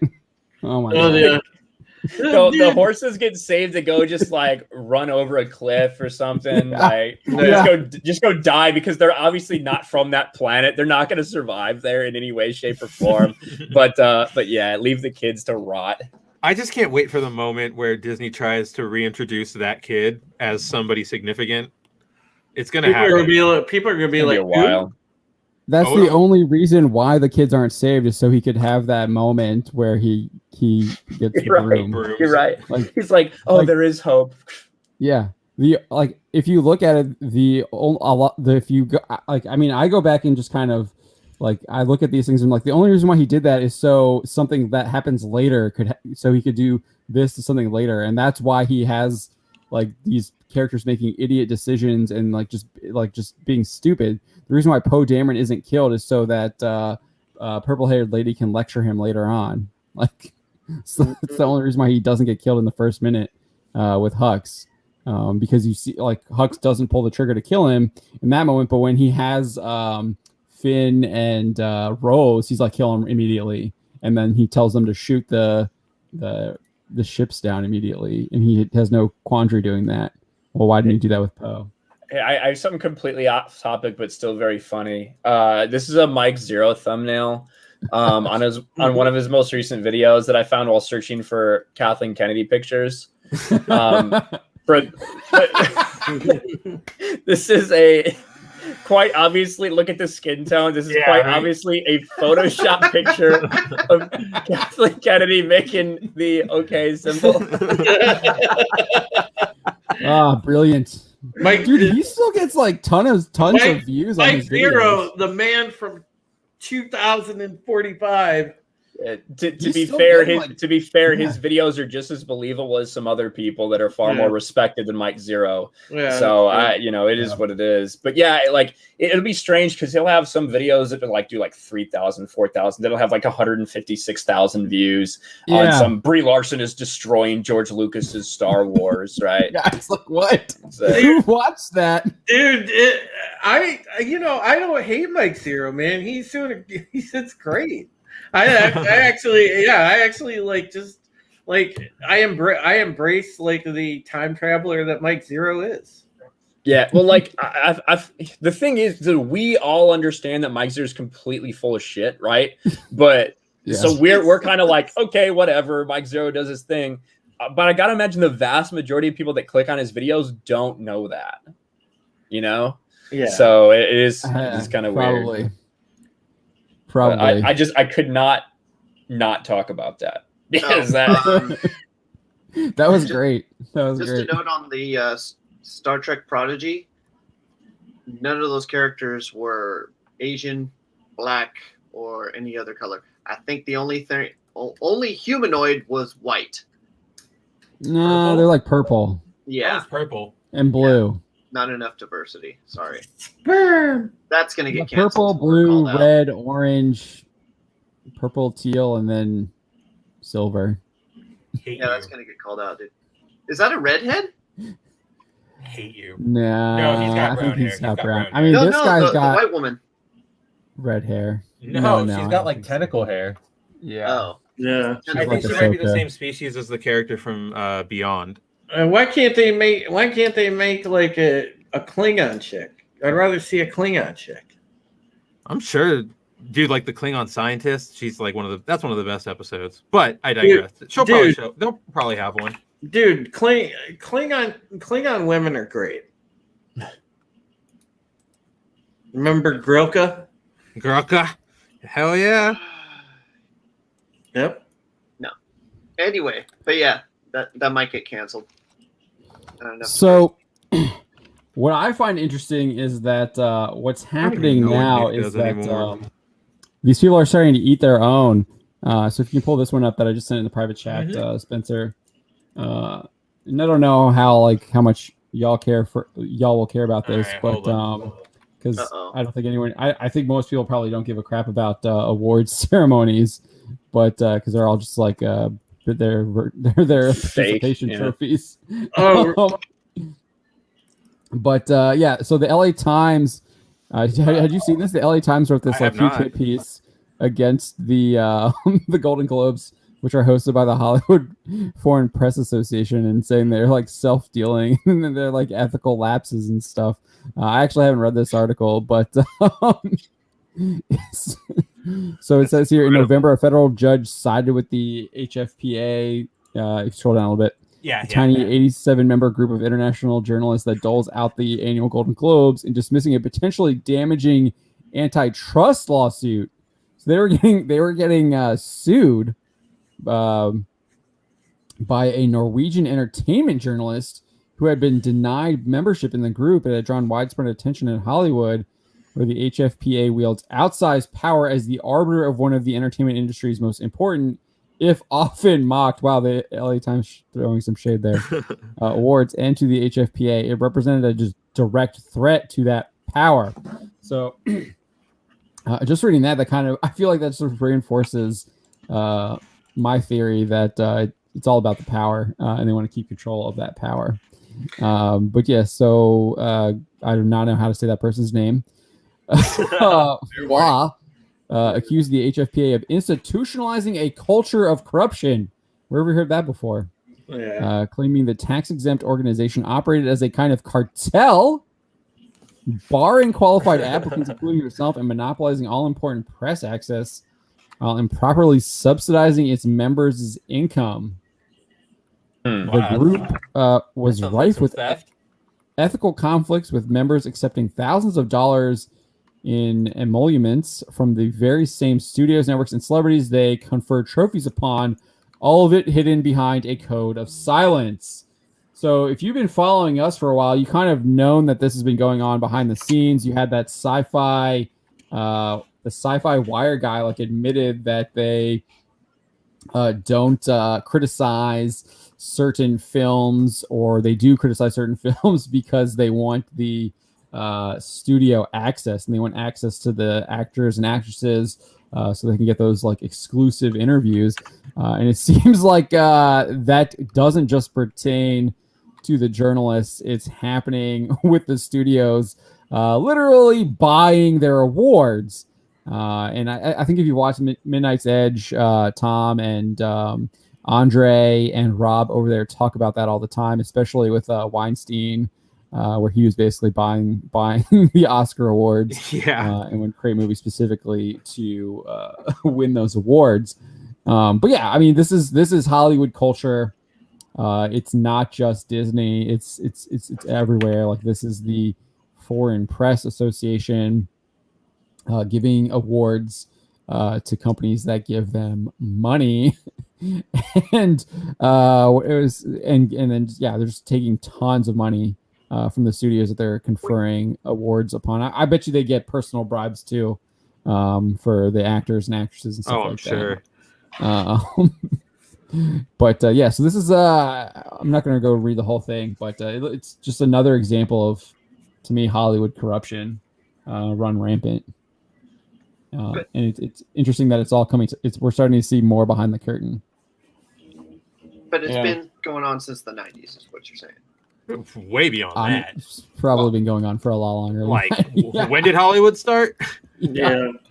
The day after that. No, he had a comment earlier. Just a normie said, Worf's wife. No, we were talking about Grilka. That was Quark's wife. Yeah. You're thinking of Worf's first wife, Kaylair, and Kaylair was hot too. Kaylair was gorgeous. I'm gonna Google all this stuff here, Drew.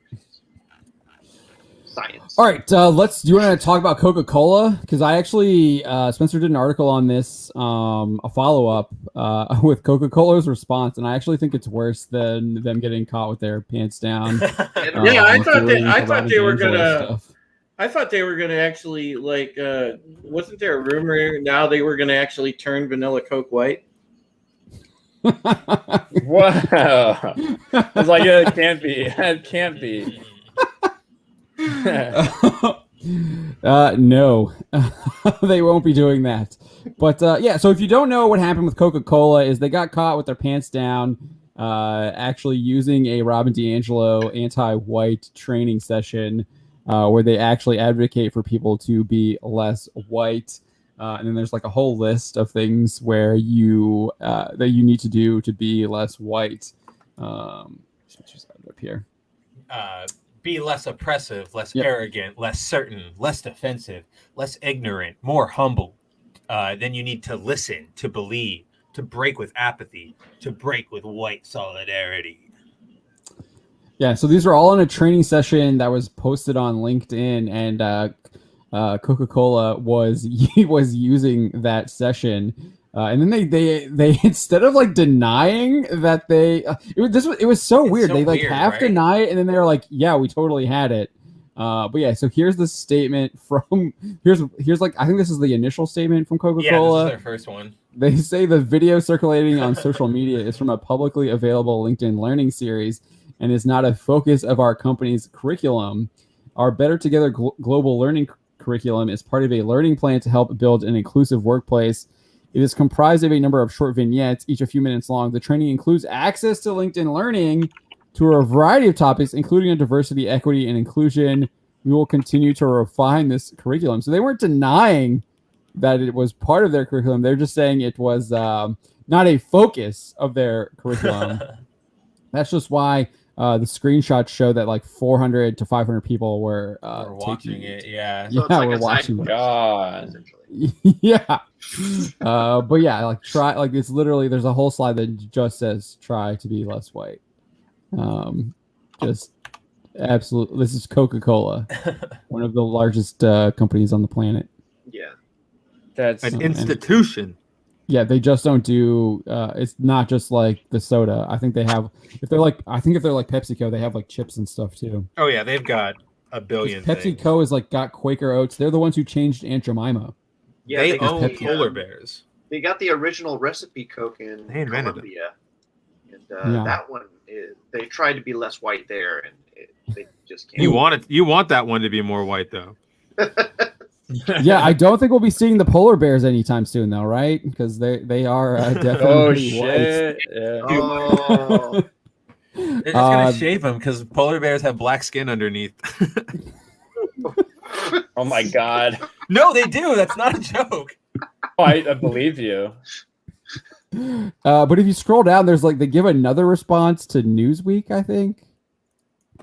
Yes, they give. Oh wait, no, hold on, right there. The training includes access to LinkedIn Learning on a variety of topics. Okay, that we're just reading. Okay, I'm just reading that again. But yeah, so an additional statement provided to Newsweek, Coca-Cola further claimed that the video in question was accessible on a third party platform and was not part of the company's curriculum, so it was not required.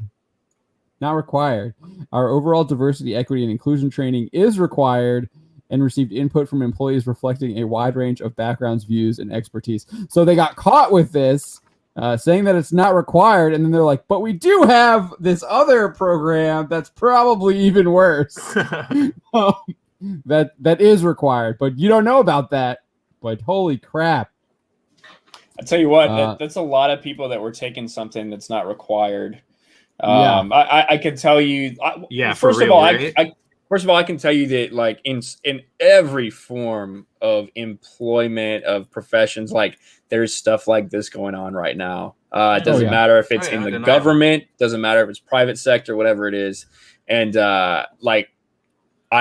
I think everybody who's ever worked at a job can tell you, if you're required to attend one of these diversity, inclusion, compassion, and kindness trainings, but it's not required, you're not going to go, because they're useless and they're boring and no one likes them. No one likes them. So the fact that there's hundreds of people watching this, it's definitely required. I used to work for a company that had extra training videos that we would provide for our the people who attended our classes to view at their leisure. And I can tell you, there's nowhere near this rate of return unless it's required. Yeah, I mean, I think what was her name? Dr. something Borisenko. Carla? Carla. I think it's Carla. Dr. Carla Borisenko. Like, she has the screenshots. They show, like, it shows you that there's like just looking at it. Over 400 people watching on there. Like, you can see right there, 381. So right around 400 were tuned in, and that's at the kind of the beginning.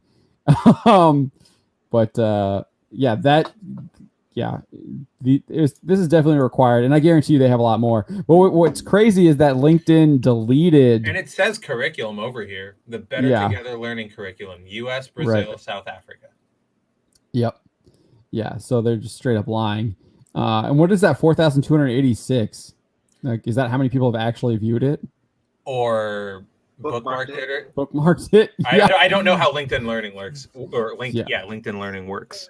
No, neither do I. So it might be one of those, like, you have a number of courses that you can go through to discover what learning or to be better together is, and this might be one of those options. So you have a certain amount of hours to get your completed training done. So you go through whatever side quest you want to get through to get to that eventual goal of the 2 hours required to get training in this subject. And then you have to go out in the field and get your freaking 12-hour day done. Sorry, worked for Pepsi. Yeah. Mm-hmm. For those who think young, that was a slogan. For the old people. Markler Seth is asking, has Ryan made me blush with his swearing? No, Ryan's actually hasn't really. I've toned it back a little bit. I know where I'm at. I haven't completely abstained, but yeah. Well, Fowler Christopher Miller's gone, and we are definitely past the 30-minute mark. So. Yeah. But yeah, I just thought this was just, they got caught with their pants down. They're saying it's not part of the curriculum. It says curriculum on there, and now they've deleted it, which means that they're just trying to hide it from sight. I guarantee you that they're still probably teaching this. To be fair, the curriculum there is probably just what this project is called. Do you know what I mean? Like. But so if you read the statement go back, if you exit out of this, if you go back, that's what they call it. They call it their Better Together curriculum in their statement, right? It's in the our Better Together Global Learning Curriculum. Yeah. Like, that's what they're calling it in their response to them getting caught. So it's part of a learning whereas plan. Like where the actual learning is like the something. It is comprised of a number of short vignettes. A few minutes long, so 11 minutes. But yeah, I mean, even like LinkedIn did delete this, but to me, it's just gone on to some kind of private server, and they're probably still teaching it. Oh, I'm sure it's still around. They'll bring it back. Yeah, wait till it dies down, blows over. But I mean, like you said, this is going on throughout corporate America. We've seen. Bad Robot has literally put out some, like, that they put out that ridiculous, like, employee handbook attack, like going after Asian people in the handbook. So So cool. It's everywhere. And you were talking about that it's in the government too. Well, That's why he it signed is back the now Mary Tran. because some executive orders were overturned. But yeah, this is corporate culture right now. And again, to me, this is just it's all about power and control, and that's why they're pushing this. To me, like I don't see how this is profitable. That you would be teaching this stuff. D'Angelo's got a scam. That's what exactly does it have anything to do with like selling soda or whatever they're selling? So people don't. It's just about being a good human, John. Why don't you understand? Maybe if you were less white, you'd fucking get it. I mean, I'm trying to Bigotry. look. I grow my beard out, but then it just gets too itchy, so I have to like trim it back sometimes, so you can see my skin pigment a little bit more. Freaking polar bear. All right, so Marvelous Seth was asking about Superman and Lois. I haven't watched it. I don't watch. I don't really. Oh yeah, that is a polar bear, a shaved polar bear without skin or without fur. Oh my god, it looks like a freak. It's awful. It looks like one of those naked mole rats, man. Just like way it's bigger. awful. Animals made Grandpa. fur. It looks so sad. Again. Yeah, orthopedics. It's already in the schools. This stuff is already in the schools. There's plenty of news articles showing. There was a big schools. surge last year when kids were getting like their new curriculum for the fall and stuff. There were a bunch of parents posting like, "I can't believe they're teaching this. Like they're making my kid apologize for being white. All this kind of all the usual." Yeah, you gotta watch The Daily Stupid. Math is racist in Oregon, and you cannot have the correct answer is racist. Like they literally have that weird. in a guide given to Oregon teachers that was promoted by the government of Oregon's like school district or Department of Education. It's racist to show your work or something. Yeah, racist to show your work. Yeah. Thank you. I always hated when I had to show my work, so I agree. It is racist. I always got dinged for not showing my work. Seriously, why couldn't all these bands come when I was in school? Asian, that's why. Yeah, I was dumb. with Common Core now. It's like showing the work is like part of like Common Core is one of the dumbest things ever in history. Stupid. But It's like so dumb. showing work is like a necessity for doing it that way because you don't actually know anything. You're just like working everything out. Yeah, I remember like in algebra, if you like skip 2 steps, like I would get dinged for it if I didn't show it. I'm just like, okay. Show everything. It's like I know this? that this is a multiplication. Yeah, PEMDAS. Okay, I got it. You know what I hate? I do have to get going a little bit, but one thing I despise, like I feel like this was all the rage like 15 years ago or 10 years ago on Facebook. Someone would post a question that had like parentheses in it, and the amount of triggered I got when just like looking at all the wrong answers and people that thought they were right, and they're like PEMDAS, and it's like, yeah, but you have to do multiplication before division, and I'm like, no, they're grouped together. It's multiplication and division. It's like the same thing. Like that used to trigger the shit out of me. I could not stand seeing people that thought they were 100% right be 100% wrong. I hated it. Yeah, that stuff. I bet you if you still do that, that would still go viral. Yeah, I know. We want some easy engagement. Yeah. We used to do these. We used to like have these Riddler's riddles, and they're actually kind of fun. They were fun, yeah. But people will just cheat and be like, "Oh, let me figure out what the answer is." Let me Google it. Yeah. But yeah, let's get before you go. Let's get your thoughts on Superman and Lois. I haven't watched it. Spencer, did you? I have not watched it. I didn't get a chance to watch it yet. Has anyone watched it? But you, Ryan? No, everybody's telling me. I've seen a bunch of clips. So I wouldn't call it great, but this is the one thing for the there's people that just want to see. Yeah, it is a low bar, but the first 5 minutes of the show is basically like flashbacks of Superman doing like very stereotypical, like cartoony Superman things. Like he like, you know, some kid's about to get crushed by a car and he stops it and is like, "Hey kid, you dropped your hat. Here you go, friend." You know, like just very friendly, very campy stuff like that.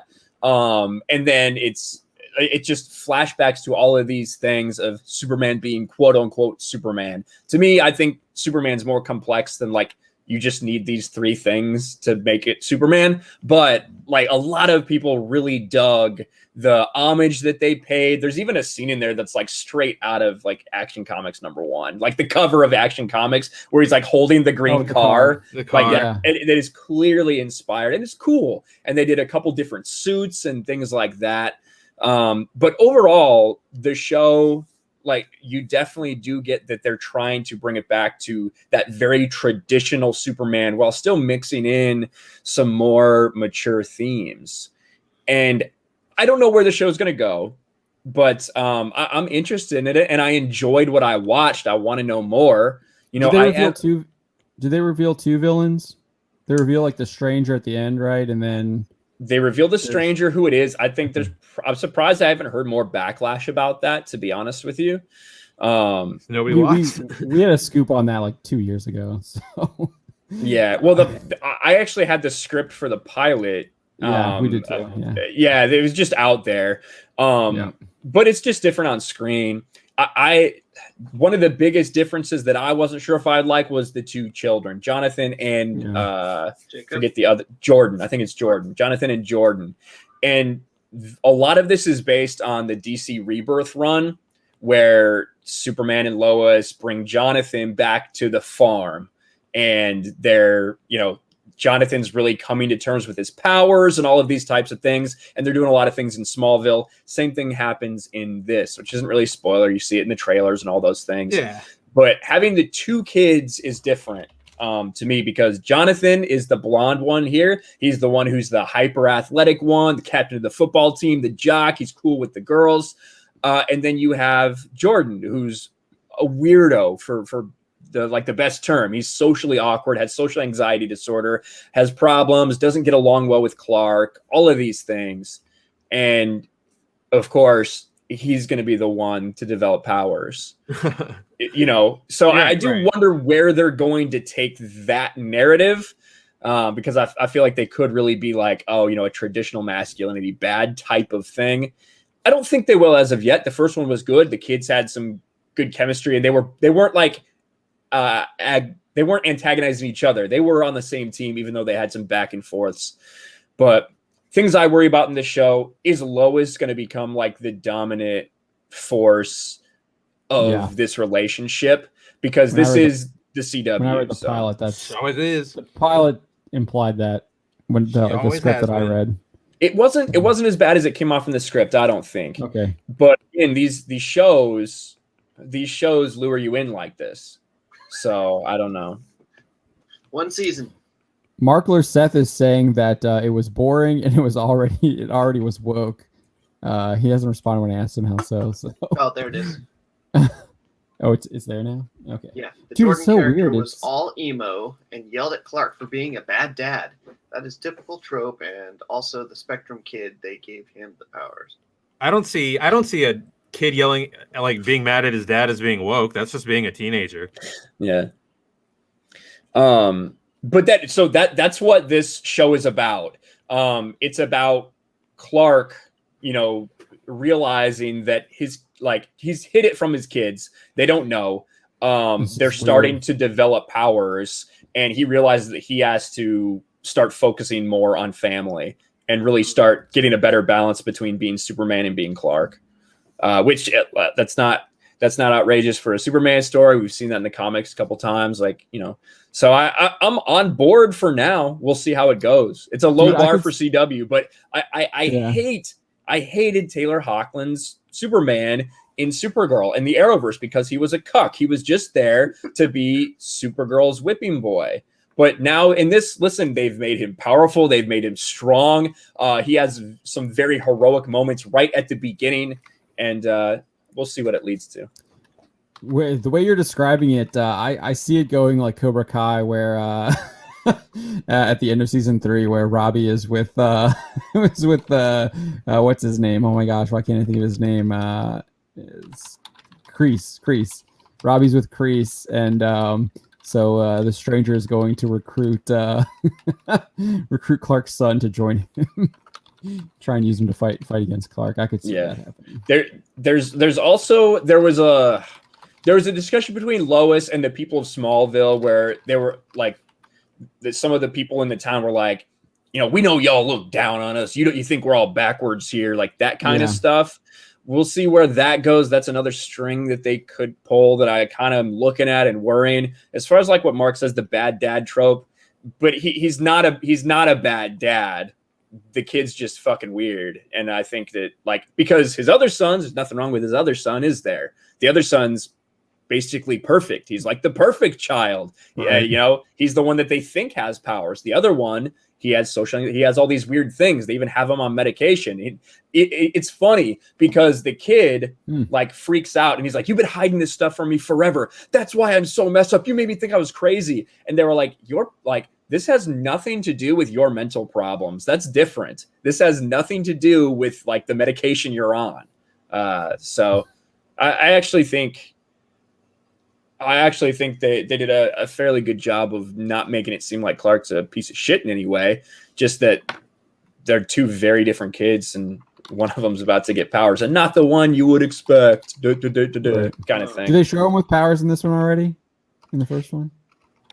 Yeah. So near the end, there's an incident. So the beginning of it, there's a thing where a bunch of pipes fall down in a barn, and and Jonathan jumps on top of his brother, and you're like, "Oh, he did it to save him. He must be the one that has powers." When in reality, Jordan, you find out later, he actually rolled him over and took the brunt of it, because they were like, how could we survive this? So everyone thought it was Jordan. They thought his powers were manifesting. And they get revealed that Clark is their dad, or that Clark is Superman. And then later at Smallville too. That happened in Smallville a bunch of times, because that's where the spaceship is, right? In the barn. Yeah, it's in the barn. Exactly. And then later on, they go to a party and they get a big fight, and Jordan kind of loses his cool and lasers. Yeah, he goes all Brightburn. He lasers the fire and it blows up or something like that to distract. Everyone freaks out after that, and they stop getting beat up. Okay, yeah. That's at the party, right? Yeah. Yes. Yeah. So it sounds like it's pretty similar to the script. Well, did you? I don't know, Ryan. Did you have a problem with the first episode? I really didn't. I thought it was pretty decent, which is surprising given the network it's on, given the fact that Berlanti's attached to it. Mm-hmm. I enjoyed it. I'll put it that way. I enjoyed it. I don't think it's a great movie or anything like that. I just think that it's, I think that it's solid. It's a good depiction of Superman. Having the old suit was really cool. I really thought that was an old suit. Oh yeah, dude. New. Well, no. 2011. Well, no, probably during the flashbacks. Oh, okay. They show him. Okay. Yeah. Give me the undies. Yeah, didn't they show him in a Kingdom Come thing? I know Minority Home showed a clip. It was a suit. It was the suit with the old S. The red trunks? Yeah, here it is. Hold on, let me show it. Boom. I think Steph has it on her feed if you want to. Okay, that looks like that's so cool. Yeah, that's old style. That is really old school. That is from the I think that's from the early Action Comics. Yeah, that's the first one. That's rad. Yeah, that's what I was talking about.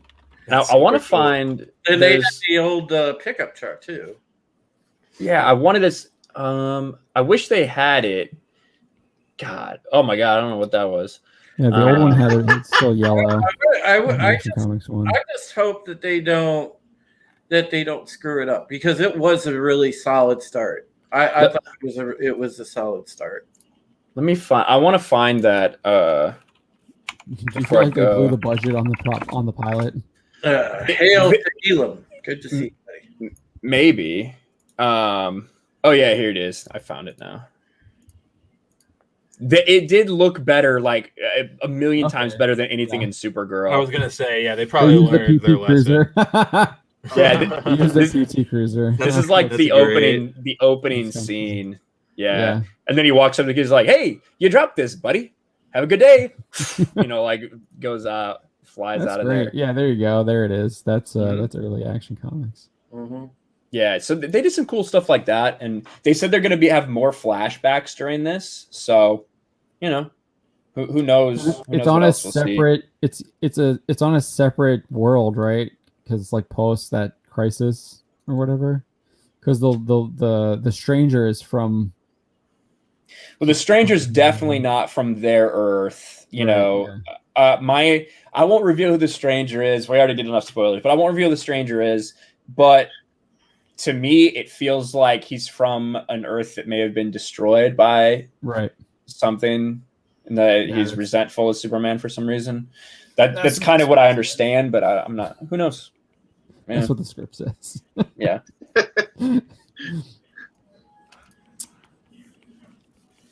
All right, so you would recommend it? Watching the first one?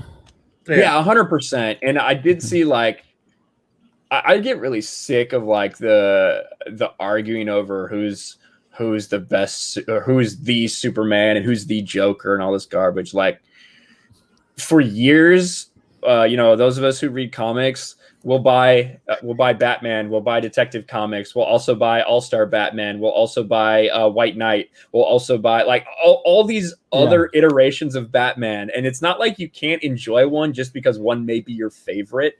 You're still consuming this stuff, and you can tell so many different stories. And to me, people are like, this is what we needed with Henry Cavill's Superman. You needed him saving a little child and give him a cap. That argument was so fake. That was such a garbage argument by the mainstream media. Yeah, I don't mind this guy as Superman. I mean, I thought Tyler Hoechlin did a good job. I mean, he's not terrible. He does a good. Isn't he short though? He doesn't come off short. I guess. I always felt like he came off short in the Supergirl series. Maybe that's what they're going for.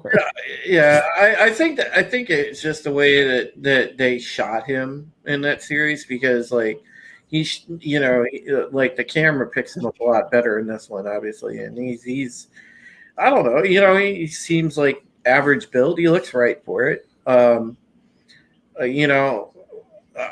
don't mind this Superman and this Lois Lane at all. I mean, I think they're as good as any others that I've seen. And I mean, I liked Cavill, and I liked Christopher Reeve, and I've liked a lot of the Superman that I've seen. So yeah, I think they're all they're different takes. They're different takes on a character who's been around damn near 100 years. Yeah. There's just so many different things to tell from, and the idea that we need every time this character's out there to be exactly the same way, I think it's silly. I like the fact that I'm about to watch the Snyder Cut with Cavill's Superman, and I like the fact that I have this other Superman that I can watch as well. So that's always the way I've felt about it. I'm still waiting for my horror Batman with Kelly Jones. I wish. I was just confused though, because when he got stabbed with the kryptonite dagger or whatever. You're talking about Brandon Routh? No, I'm talking about. He's talking about what just happened in this episode. Because that happens in that movie too. Wouldn't that have straight up hurt him real bad or killed him? Or yeah, it would have poisoned him. Yeah, that's what I was wondering. It's very strange that you now have two people that have kryptonite poison in your concurrent shows between Batwoman and this one. I thought it was a weird choice, but they didn't really address the ramifications of that. I'm sure it'll come up later though. Yeah, because I was confused by that, because afterwards, he seemed fine as soon as he pulled it out of himself. Yeah, who knows? I don't fucking know. I guess we'll see next week. Yeah, true. Yeah, it's Tuesdays at 9 now. It's right after Flash. Yeah, right. which I think is maybe like, I know Arrow used to go in that time slot, but I feel like the interest for this show, I think they maybe underestimated a little bit, and I think maybe they should have put it on a different day rather than just be the tag along after Flash. But I don't know. Yeah, you would have think, with a lot of people, I guess, looking at it positively, you would think instead of like kind of killing it with the momentum and sticking it after Flash, they would kind of put it on a day where it could shine on its own. Yeah, we'll see. Maybe they didn't trust it because it was a male lead. How dare they? A white male lead. Another white male lead. But they kicked off one of the black writers. Yeah, that is going to be. I think you're going to hear more about that. I didn't really delve into that because I don't know too much about it. But yeah, there's someone who says they were kicked off the team because of racism. And Jeff Johns. The Suns were. I've got. Right. Oh, the writer. Yeah, dude, she's been saying that for a year now because I think we covered her a while ago, and then she's coming out with new stuff, obviously with the show dropping. And yeah, she's dropping. Someone else brought up Johns, and then like she tried to take him to test too. Tons of shade. Yeah, I think you got a story on that, right, Don? Yep. You published that already? I don't know. Right after the cancellation of Chris Harrison. Okay. But I am gonna get going, guys. I appreciate you having me on. Everybody in the chat, I think almost everyone's familiar to me, but if you're not, I'm over there at Ryan Kinel RK Outpost. You can find me there on YouTube. Got a couple different channels. I got RK Outpost Live I'm doing stuff on. I got a new gaming channel I'm doing, and of course I'm a member of Geeks and Gamers, so I've made I see you on Sports Wars and stuff. I've done 2 videos on Sports Wars today and 1 for Geeks and Gamers, so it's been a hell of a day. Twitch, yeah, I'm still doing Twitch. Need probably a stream there tomorrow, and of course you can catch Geeks and Gamers on Twitch as well. But thank you guys for everything that you do, because you give us a lot of content to make from the work that you guys are doing over there. I know I really appreciate it. I know a lot of other people do as well. So thank you guys. Hey, it was good seeing you again, Ryan. Yeah, it's great having you. We'll definitely have you back on. But yeah, it was great, man. Keep up the great work, because I really do enjoy watching your videos too. So, yeah, I appreciate it, guys. I'll stop by Twitch and yell at you tomorrow, maybe. Sounds good, man. All right, have a good one, everybody. Yep. All right, Take it easy, Ryan. Have a great night. All right. I saw there was a question. Oh my gosh, someone named MJ1 Videos has a Blockbuster. I know. It's awesome. Avatar. I saw Justin Normie's asking any truth to that Twitter, the alleged writer that bagged her. Oh yeah, okay. We were just kind of talking about that. Talking about that. If you want to tag me, you got to do @bounding. I think it's @bounding in the comments. Yeah. Not @John.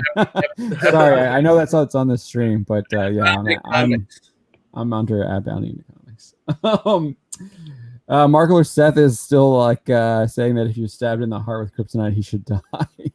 Yeah, that's what happens. That's what happens in Batman vs Superman, right? He gets hit by the Hail, spear. Great to see you, Raquel. Yeah, the spear. Does he get hit by the spear, or is it Doomsday's hand that's like turns into like a spear? I cannot remember. If he stabs Doomsday with the kryptonite spear, and then Doomsday gets him with like his hand, I think, right? Oh, I think you might be right. Yeah, like he adapts to it. Yeah, it's the Doomsday fight was terrible. It was weird. I don't think it's up yet, Justin Army. I think it's still in the cooker, so you gotta wait. Yeah, it's still in the cooker. It'll be up tomorrow. I'll get it up by tonight. I thought I saw another RK Outpost. Mark 63366 says RK Outpost is softest spoken man in the Phantom Menace. Right. I don't know about that. The meek shall inherit the earth. No, I was watching the video. It was like they hated Jeremy and they liked Ryan because he was the most softest spoken, and then Ryan got louder and louder and louder, and they're like, "Please bring back Jeremy. This guy's too loud." Which stream was that?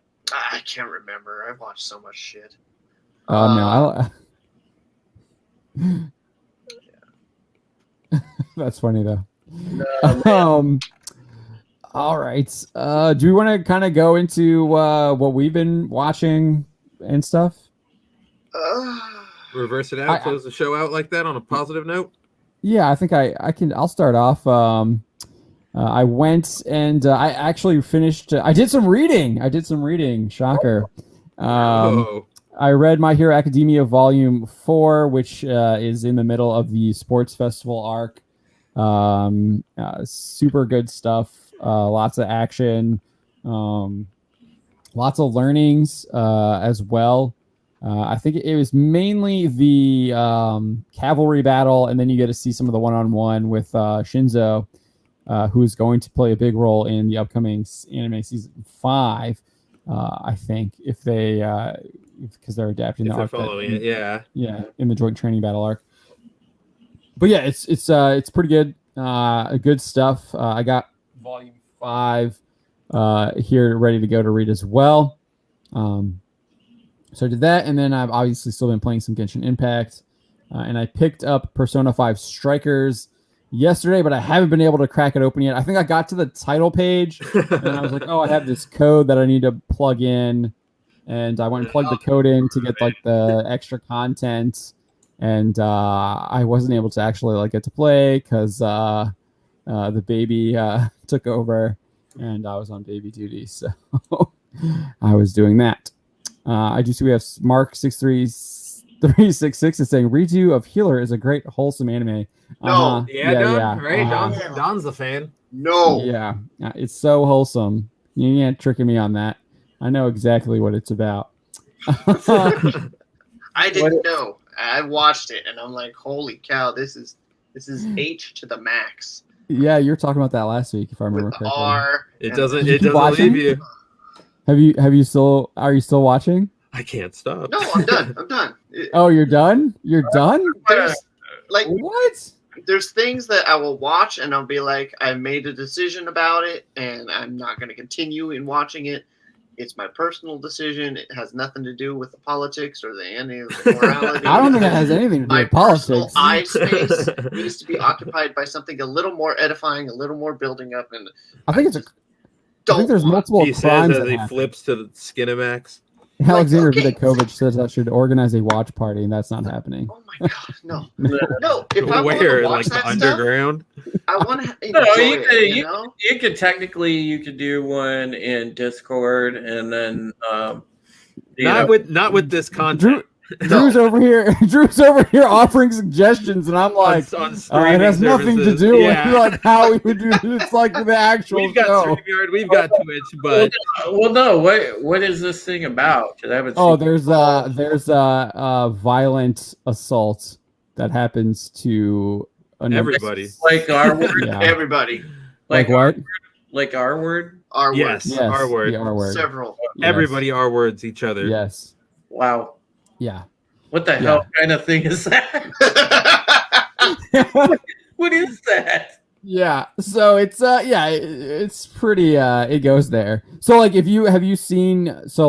talked about Rising the Shield Hero, right? Well, he gets falsely accused of what happens in Redo of Healer, and what happens it actually happens in Redo of Healer, and then I guess the main protagonist gets powers and does it back, right? So the main protagonist basically is a hero, quote unquote, and in this universe, heroes have like special powers, and they're like, ta-da, you guys get it. But essentially, he gets, he's the healer hero, so he kind of gets abused by everybody else for his powers. Like they literally tie him up, beat him, torture him, and one of the other heroes continually R's him like all the time against his will. And at one point, he gets kind of sent back in time and is allowed to redo his sort of life. And he vows that he's just going to enact his revenge upon that his torturer the same way she did it upon him. Okay. Yeah. Well, Alexander Vidakovich is telling me it's poorly censored. H word. Yeah. Thinly veiled. Oh, it's definitely thinly veiled. So it's like. Alexander. You watch it for the plot. I guess then I would just probably rather watch, the H word. Yeah, I'd rather watch H too because it's freaking. I Halloween can at least enjoy that. This was not enjoyable.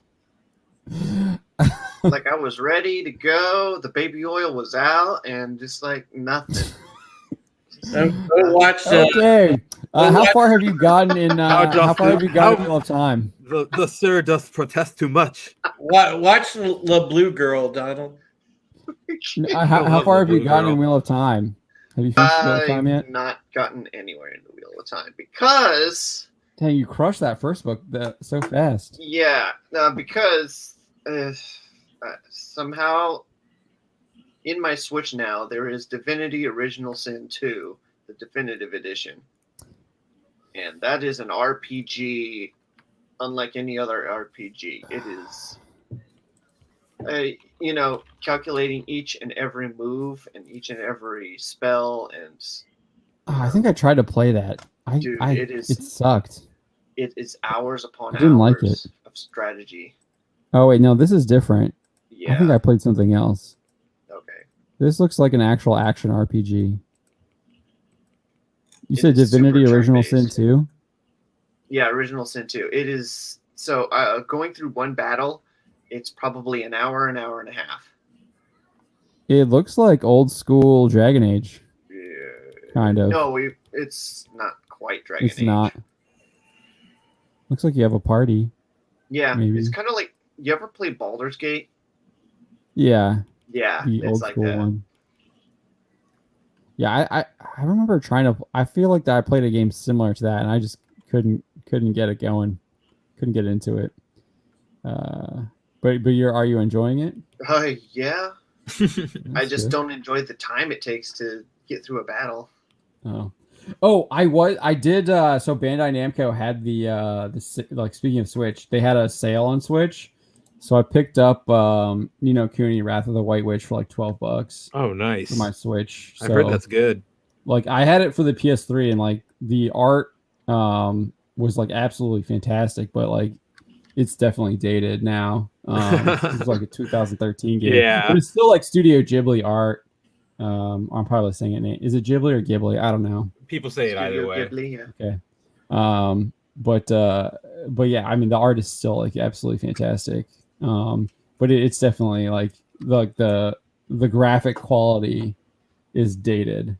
Is I guess because like I still think the artwork is pretty, but it's just graphically it's just not up to snuff because it's almost a decade old game. Because it was at the end of PS3. It was like 2013, I think. But yeah, I mean, I love the gameplay. It's got like a Pokemon aspect where you have like animals that you level up and stuff, and then the story's actually really good. But yeah, so I've been playing a little bit of that, but it's probably going to get sidelined now since I got Persona 5, and I'll be playing that. Yeah. And then I think I'm going to get on Friday. So I'm going to get on Friday. Bravely Default 2 comes out, so I'm probably going to pick that up too. Classic JRPG. So that looks like a lot of fun. I was playing some of the demo for that on the Switch, and I really like that too. What have you been up to, Spencer? Yeah, so what have I been up to, honestly? You reading Nubia? Yes, I have been reading Nubia, the real one. So that'll be fun for me to talk about eventually once I finish it. Aside from that, keeping up with Future State, which is the Wonder Woman stuff is good. That's about it. The Batman stuff is absolutely boring. And the Teen Titans stuff is actually pretty interesting. But aside from that, I have been trying to spend what little free time I've had lately playing a game to review for the site, which there's no NDA on it. So we got a code for Neo 2, the Ultimate Edition. So I've been playing through that and trying to get through that. So that's really what I've been sinking my time into. And I have Strikers as well, and I really want to get into it, but I still need to finish the base game. Yeah, I know you're still doing I think you might want to finish that before you. Before I start Strikers. It's a new story. The Strikers is a new story. I see Tahillam is in there. He's saying he's been playing Strikers as well, and he likes the game mechanics. I couldn't really figure out what the game mechanics were when I was like looking at it. I didn't see like there wasn't like they have it. They show some gameplay in the trailers, but it's hard to tell like what it is. But it looks like it has kind of an old school God of War vibe to it, where it's like hack and slash. Yep, it's like Pirate Warriors. It's a beat 'em up. So yeah, is that how the gameplay is? Have you played? Okay. Yeah. My sister has it, and I was watching her play it earlier today. So okay, because that's what it looked like to me. So I was like, okay, that would work with Persona. It actually translates really well from what I saw. Yeah, you just have like that. There's like way more like whatever the evil creatures are. The personas or the shadows, I think. Shadows, yeah. Shadows, yeah. You just have like tons of shadows, like in you have to, all like, around you. just, like, blast them. Tehillim says it's like Dynasty Warriors. Yeah, that's yeah, that's dude, love those games. Raquel is asking why, so I'm not sure. Yeah, why? What's that? GOWOG. What does GOW stand? Oh, God of War. Okay, yeah. Oh, OG. Yeah. Yeah. Like a hack and slash. Yeah. But I think it's like a third person hack and slash, whereas like old school God of War was more like a. I don't know. I don't feel like it was. Was it? I don't know. I feel like there was some side scrolling a lot too. I'm sure there were some segments, but it was definitely like a third person action game. Yeah, it was definitely from the start. person. But it wasn't like over your shoulder though. No, It it was never went behind into first, third. It always was third. Yeah, it was third, but I felt like the camera was really far away. A lot. It's still third person. Right? Yeah. Well, yeah. Sorry, I'm still third person, but it was like way far away. Zoomed out. With the camera, where it's like instead of over your shoulder, like Persona looks like it is, from what I've seen. Alexander says, make a side save and invest 10 levels in Summoner and summon your dude. See what it does with your current character. I'm guessing that's for That's for me, original yeah. Sin That's 2. for Dawn, yeah. Yeah, Roof Korean is calling it 3 out of 4 overhead action RPG like Diablo 2 and 3. Huh. Yeah, that's what I call. That's how I would describe God of War, an overhead action RPG. I think that yeah, but yeah, it's definitely third person because you're looking at it from a third person. Yeah, I figured that out, Alexander. Thank you though. 3/4 overhead. Okay. Oh, that's what he's. Oh, 3/4 overhead. Okay. Yeah. What else? Was that it, Spencer? Yeah, that's all I've been up to this week. Okay. All right. Drew, what are you up to? Oh man, so wow. Today, earlier in the week, I partnered with like this local sort of media company where in the Cleveland area here, and they're Oh no, Drew's doing bum fights. no, they're doing. You partnered with Drew Taylor of Collider. No, I didn't do that. No, I thought you weren't supposed to speak about Fight Club. No, they're doing a like thing, like they have like they're kind of a hybrid little radio station that goes out over Facebook and YouTube. So I started doing a show for them. I did my first show today. I did a 2-hour talk show. So that was fun. That's awesome. And then then as soon as I got done with that, I was driving home from Cleveland and stopped and ate and jumped on with us. But I don't know. Other than that, you guys know I had my birthday the other day, and that was, happy birthday. That was yeah, dude. Happy birthday. I mean, that was about it. I need to do some writing tomorrow. I see John. I think he sent me a couple things, so I'll be able to probably. Yeah, I think your friend Ronald D. Moore has some stuff. I think was it Moore? Yeah, it's Moore. Oh no. He looks a lot younger than what I thought he would be. I thought he would be a lot older. He's not. Doesn't look that old, as old as what I imagined him. And then I besides that, I on the video game end, I dusted off Hearts of Iron 4. I've been playing that. I'm doing a little scenario against the computer where like I'm trying to like make Cuba somewhat of a power so I can go against them. So I could go against them with the United States. Because I mean I have like all these units, I mean I have like like so many aircraft carriers and stuff. Like I'm like the United States is OP. in World War II. It's crazy. So why are you trying to All make right, Cuba Sal, stronger? yeah. Why don't you just wipe them out? Well, yeah. So I want to have it be a semi-fair fight. That's why. So are you like wiping out other places? I don't know. I'm not familiar with that game. No, like if you do like a single player, because you could do like a kind of a custom single player and use like the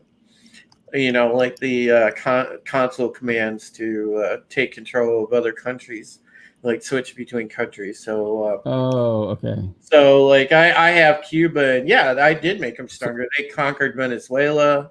They're about to start a war with Brazil. So they're a South American power. I know, yeah. Caribbean. I mean, yeah, it's good. Shut them down. That's crazy. So yeah, I'm gonna go in there. Was it hard to conquer Venezuela? Probably not. They're probably No, because look, the computer did this crazy thing with Cuba. Like they just built like this crazy navy, dude. It was like insane. Like I looked at their stuff, and they just built like all these like destroyers and submarines. So like their entire navy is mainly like just smaller vessels, but they like essentially surround places and just wipe them out. They do a naval invasion. They only have like I don't know, like 10 battalions of army, but they send like this ridiculous navy and everything and surround it and just do a naval invasion. Well, that sounds like fun. Yeah, so it's cool. Hearts of Iron is a pretty fun game. Like if you like history, like you can set it to be 100% history accurate, or you can set it to like where you can change it up and sort of do everything manually, because each country has like a focus tree, so you can like take them through historical events that'll set up their system of government, all 9 yards. It's fun.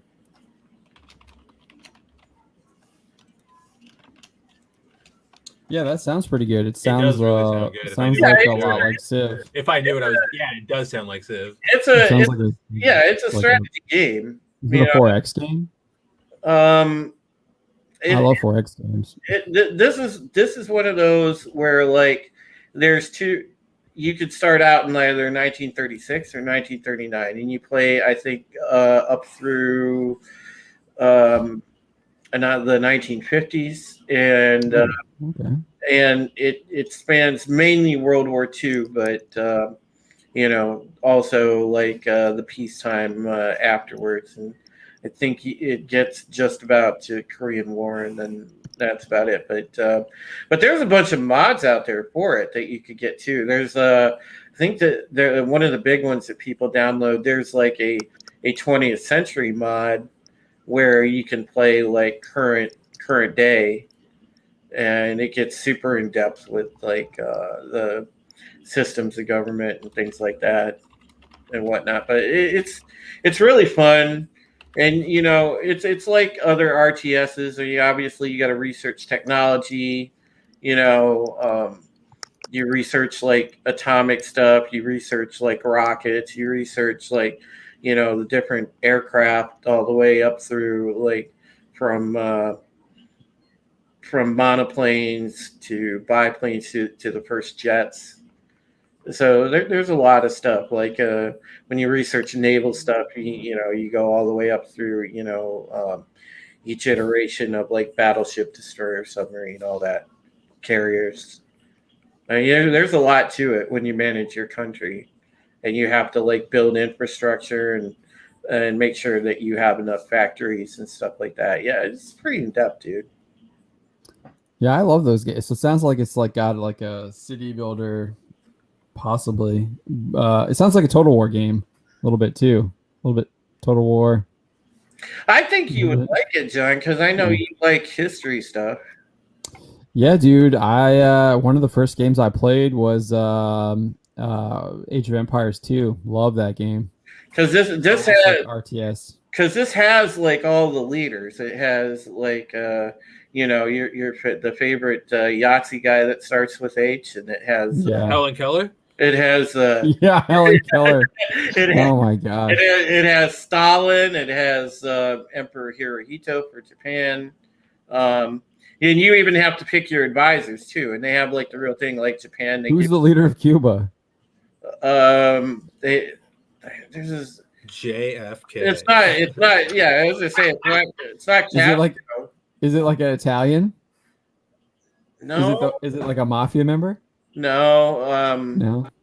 But they're you could get Castro on your advisory staff because he's just starting out. He's like super young, and then like with like Japan, like they give you obviously like your advisory staff. You could pick like Yamamoto and people like that. They have like the real famous people. Like for the U.S., you could pick like. Obviously FDR is in charge, and then for your advisory staff, like you could pick, Douglas MacArthur and people like that, Eisenhower, Truman. Yeah. Truman show up. Well, Truman is available because it follows the historical event. If you said it that way, like when FDR dies, Truman takes over. Okay, right. Roof Korean wants me to ask you if you saw the alleged leaks for Division 2 expansion. He also says he plays World of Warcraft regularly. Fake BlizzCon was last weekend. Yeah. Started World of Warcraft when Burning Crusade launched. You may play Burning Crusade Classic. I saw that they really... I saw BlizzCon was BlizzCon happening? I guess when he says that was a Metallica thing. I should have wrote that. Yeah, it's virtual. I should have wrote a story about that. I saw some like Diablo stuff, but like I don't know. Diablo 2 remastered, right? Yeah. Yeah, I didn't see a lot of buzz, honestly. That was good. They even talked about Overwatch 2, and there was really nothing there. It was all just kind of what we already knew was coming down the pipeline, At least last year they had that horrible. They announced the mobile app, which Immortal. I think that's what it was called. Like I haven't seen any movement on that whatsoever. Like, are they still building that? I don't even remember. It may have already come out. I don't think so. I have. Oh no, still upcoming. I have it like pre-registered or whatever. I haven't got a notification just to see what it is. I haven't seen any like Division 2 expansion stuff. I wouldn't be surprised if they come out with something relatively in the future because they want to keep that game somewhat relevant.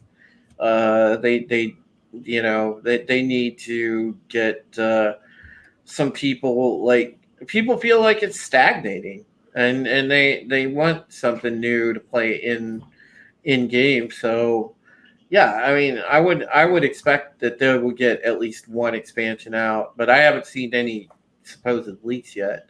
I have to like poke around about that and see what I find. Outside of shooters, is there any like Western companies that are making anything interesting? I mean, all the stuff that I'm like, I'm interested to is all from Japan. Honestly, guys, what it is too, and I see that we've been reporting on like the stuff about them coming down on dismemberment and stuff like that. Yeah, Sony's a no-no. I think a lot of the gaming developers are cognizant of this stuff, and it's hard to work around that, especially if you have a creative vision. Like that's why the Silent Hill guy left to form his own studio, because he was like, Sony had too many restrictions. They were telling me how to make my game, and I said, he said, Sony's goal now is to appeal to as wide of an audience as possible, and that's not how I make my games. So I'm gonna go make my own damn games. Yeah, you can't. I mean, you can't do that because there's a market for stuff like, for example, like horror games or games that are a little hardcore on the violent side, and people want that sense of like escape realism, whatever. And if you just censor all that stuff out, you're selling your audience short, and they have to get back to that. And there's just like, I saw a new trailer for like Rainbow Six the other day. There's a new competitive thing coming out for that. And then, of course, I think the that single player game they were working on, that Ubisoft was working on, that Rainbow title, it was similar to the Outbreak event that they had in Siege that was so good, but they did a whole single player game based off that, and that is coming down the pipe pretty fairly soon. It should be. Yeah, I'm looking like the last like major Western release. It was like Valhalla, right? Back in like November or December. Yeah, November. Well, I there's mean, a lot of people. I'm seeing they had 1.8 million players. It said that they sold more copies during its first week of release than any other Assassin's Creed game. But like, are people still playing it? Yeah. I feel like it came and went. Like I didn't hear that much around it. Well, the new hot game right now, and that I've seen all over my Steam list that people are playing, it's called Valheim, and it's a oh yeah, that's what that game's called. It's it's essentially like a survival game, like a Viking survival game. Yeah, like it's a very Viking flavor survival game. So a lot of people right now are playing Valheim. Guys, good news. Marvel's Avengers comes to PS5 and Xbox Series X in March. That's something to look forward to. Are you reading that Games Press release? Yeah. Well, they I guess they're trying to appeal to people still with that game, and they're not going to get they're not going to get people to play Marvel's Avengers. Dude, they're going to learn, because the next DLC pack are the two Hawkeyes, Kate and Clint, or Clint and Kate, rather. And I think they're going to be up for a rude awakening when they realize that Hawkeye is not a selling point. Yeah. Hawkeye has never been a selling point. No, he's not a big seller. I wonder if it was supposed to be timed for the Hawkeye Disney Plus show. Yeah. 100%. Roof Crane says Crystal Dynamics is going to get closed by Square Enix. Yeah. You know what Square Enix is doing? They did just drop a new trailer for Nier Replicant version 1.224744. And so it was a cinematic trailer, so you get to see the upgraded cinematics, because that's like it's like a remaster of the original of the first Nier Replicant. Wait, Gestalt, sorry. Any updates on Final Fantasy VII Remake Part 2? No, we're never going to get another 15 years.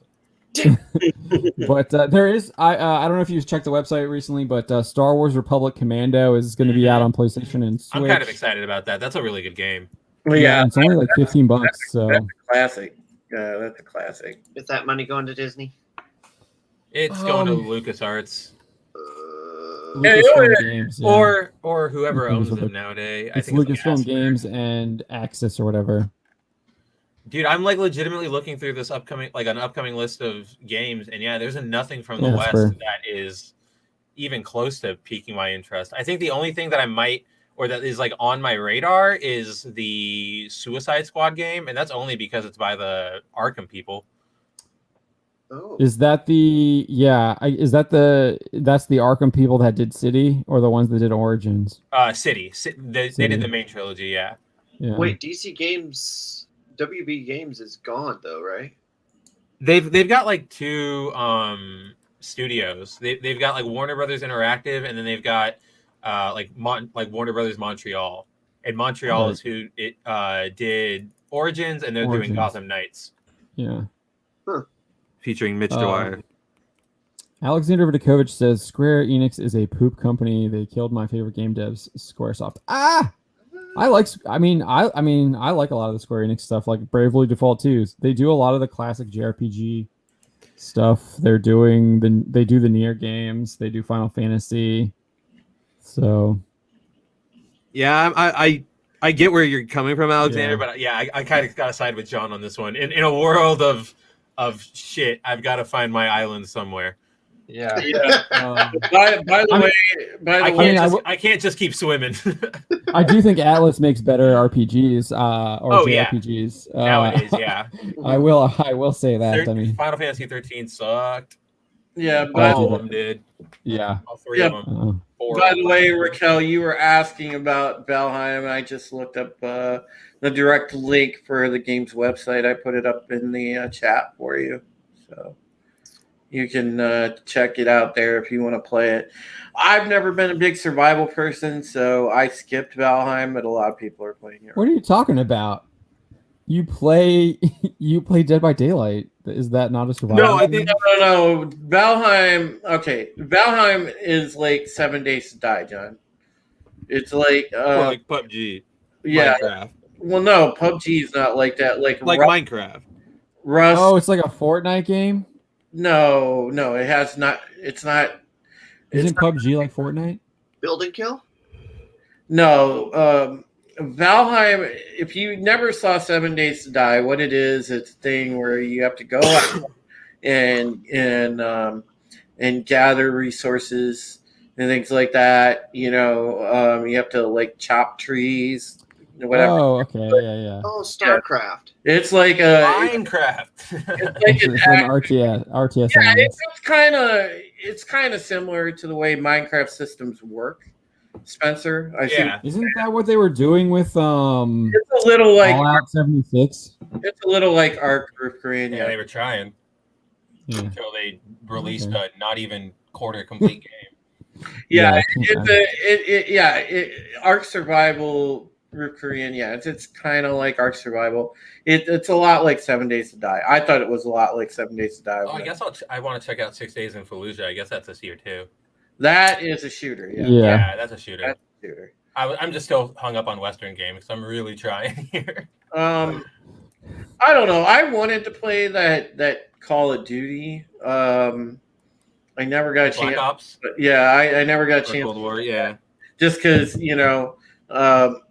I kind of wanted to catch the cameos of President Reagan, so I wanted to play that. But yeah, I mean, there hasn't been anything come out to really catch my fancy. You know, I find a lot more pleasure just playing the stuff that I already own because there hasn't been anything that has come out that's really knocked me off that.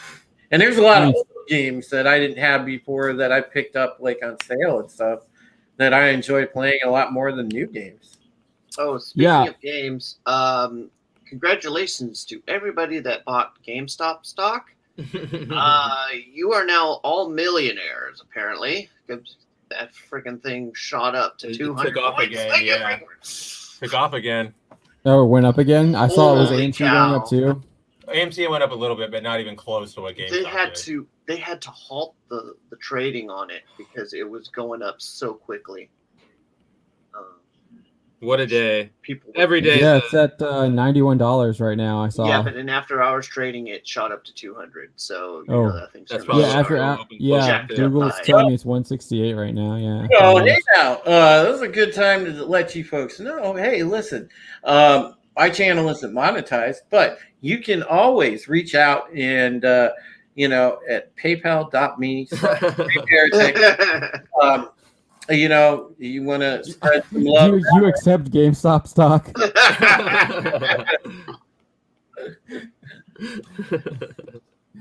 Yeah, I mean, getting back to Sony though, I mean, I've never owned an Xbox. I've never owned anything Microsoft. I've always owned PS2, PS3, PS4, and then even my obviously my handhelds. I had a Sega Genesis, and then I had the Nintendo Game Boy Color, and then Game Boy Advance. But Oh, there was an old Jedi but yeah, with Sony though, like they always had the RPGs. They had like the SRPGs. They had the JRPGs. That was the stuff that I like to Xbox play. was where all the shooters went. Yeah, and Xbox had all the shooters, and so like I always, because they had those games. That's why I got Sony, because they had those games, and now like Nintendo has it all. Like Nintendo has Fire Emblem. Nintendo has Persona. Like it's got all the games I can get on my PlayStation, but then it's got all these other games that I can get that the genres that I like that are like popular, like that are like super popular in Japan. Like but not here. Like insanely popular in Japan, but like they're just not here for some reason. And you can get them uncensored. Yeah, so I like that's why I like buying. I play my PlayStation more now just because it has Genshin Impact. But I guess they're working on Switch for that. But they are. For actual like games, like I'm playing my Switch more. The last time I played. I mean, my PlayStation has Dragon Ball, and that game is like, I love that game. It's so good, it's so much fun. And then Final Fantasy, but other than that, like, I can pretty much get everything else on my Switch. Yeah, it just has it has all these like really cool like little niche games too that are in their store, and they are always having like these sales and stuff. I don't know. I just feel like I don't know. I'm more of like a Nintendo guy now. And I feel like the only time I really played it, like had a Nintendo, was my Game Boy, and my Game Boy Advance. So that's just kind of where I'm at now, and I feel like it looks like that's where a lot of people are at. The Switches are outselling everything, and even though it's crazy, like it's still hard to find them.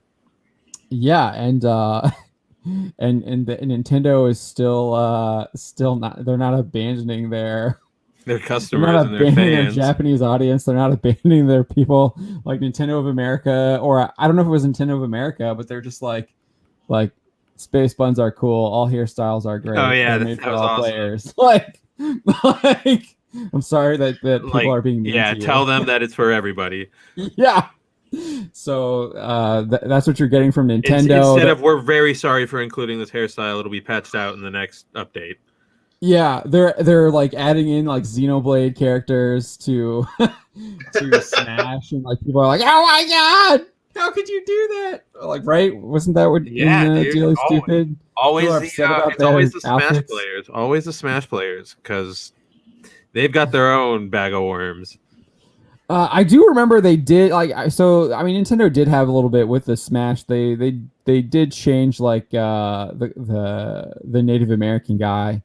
He had like the feathers in his hair. I forgot about that. Wow, that was so long ago. I remember that. Wow, like the clock guy. Yeah, Mr. Game & Watch. Oh, Mr. Game & Watch. Yeah, they did have to like redesign him, but for the most part, they've been pretty good since then. I feel like they have. No, there's still beef. They still want Waluigi as a freaking Smash character.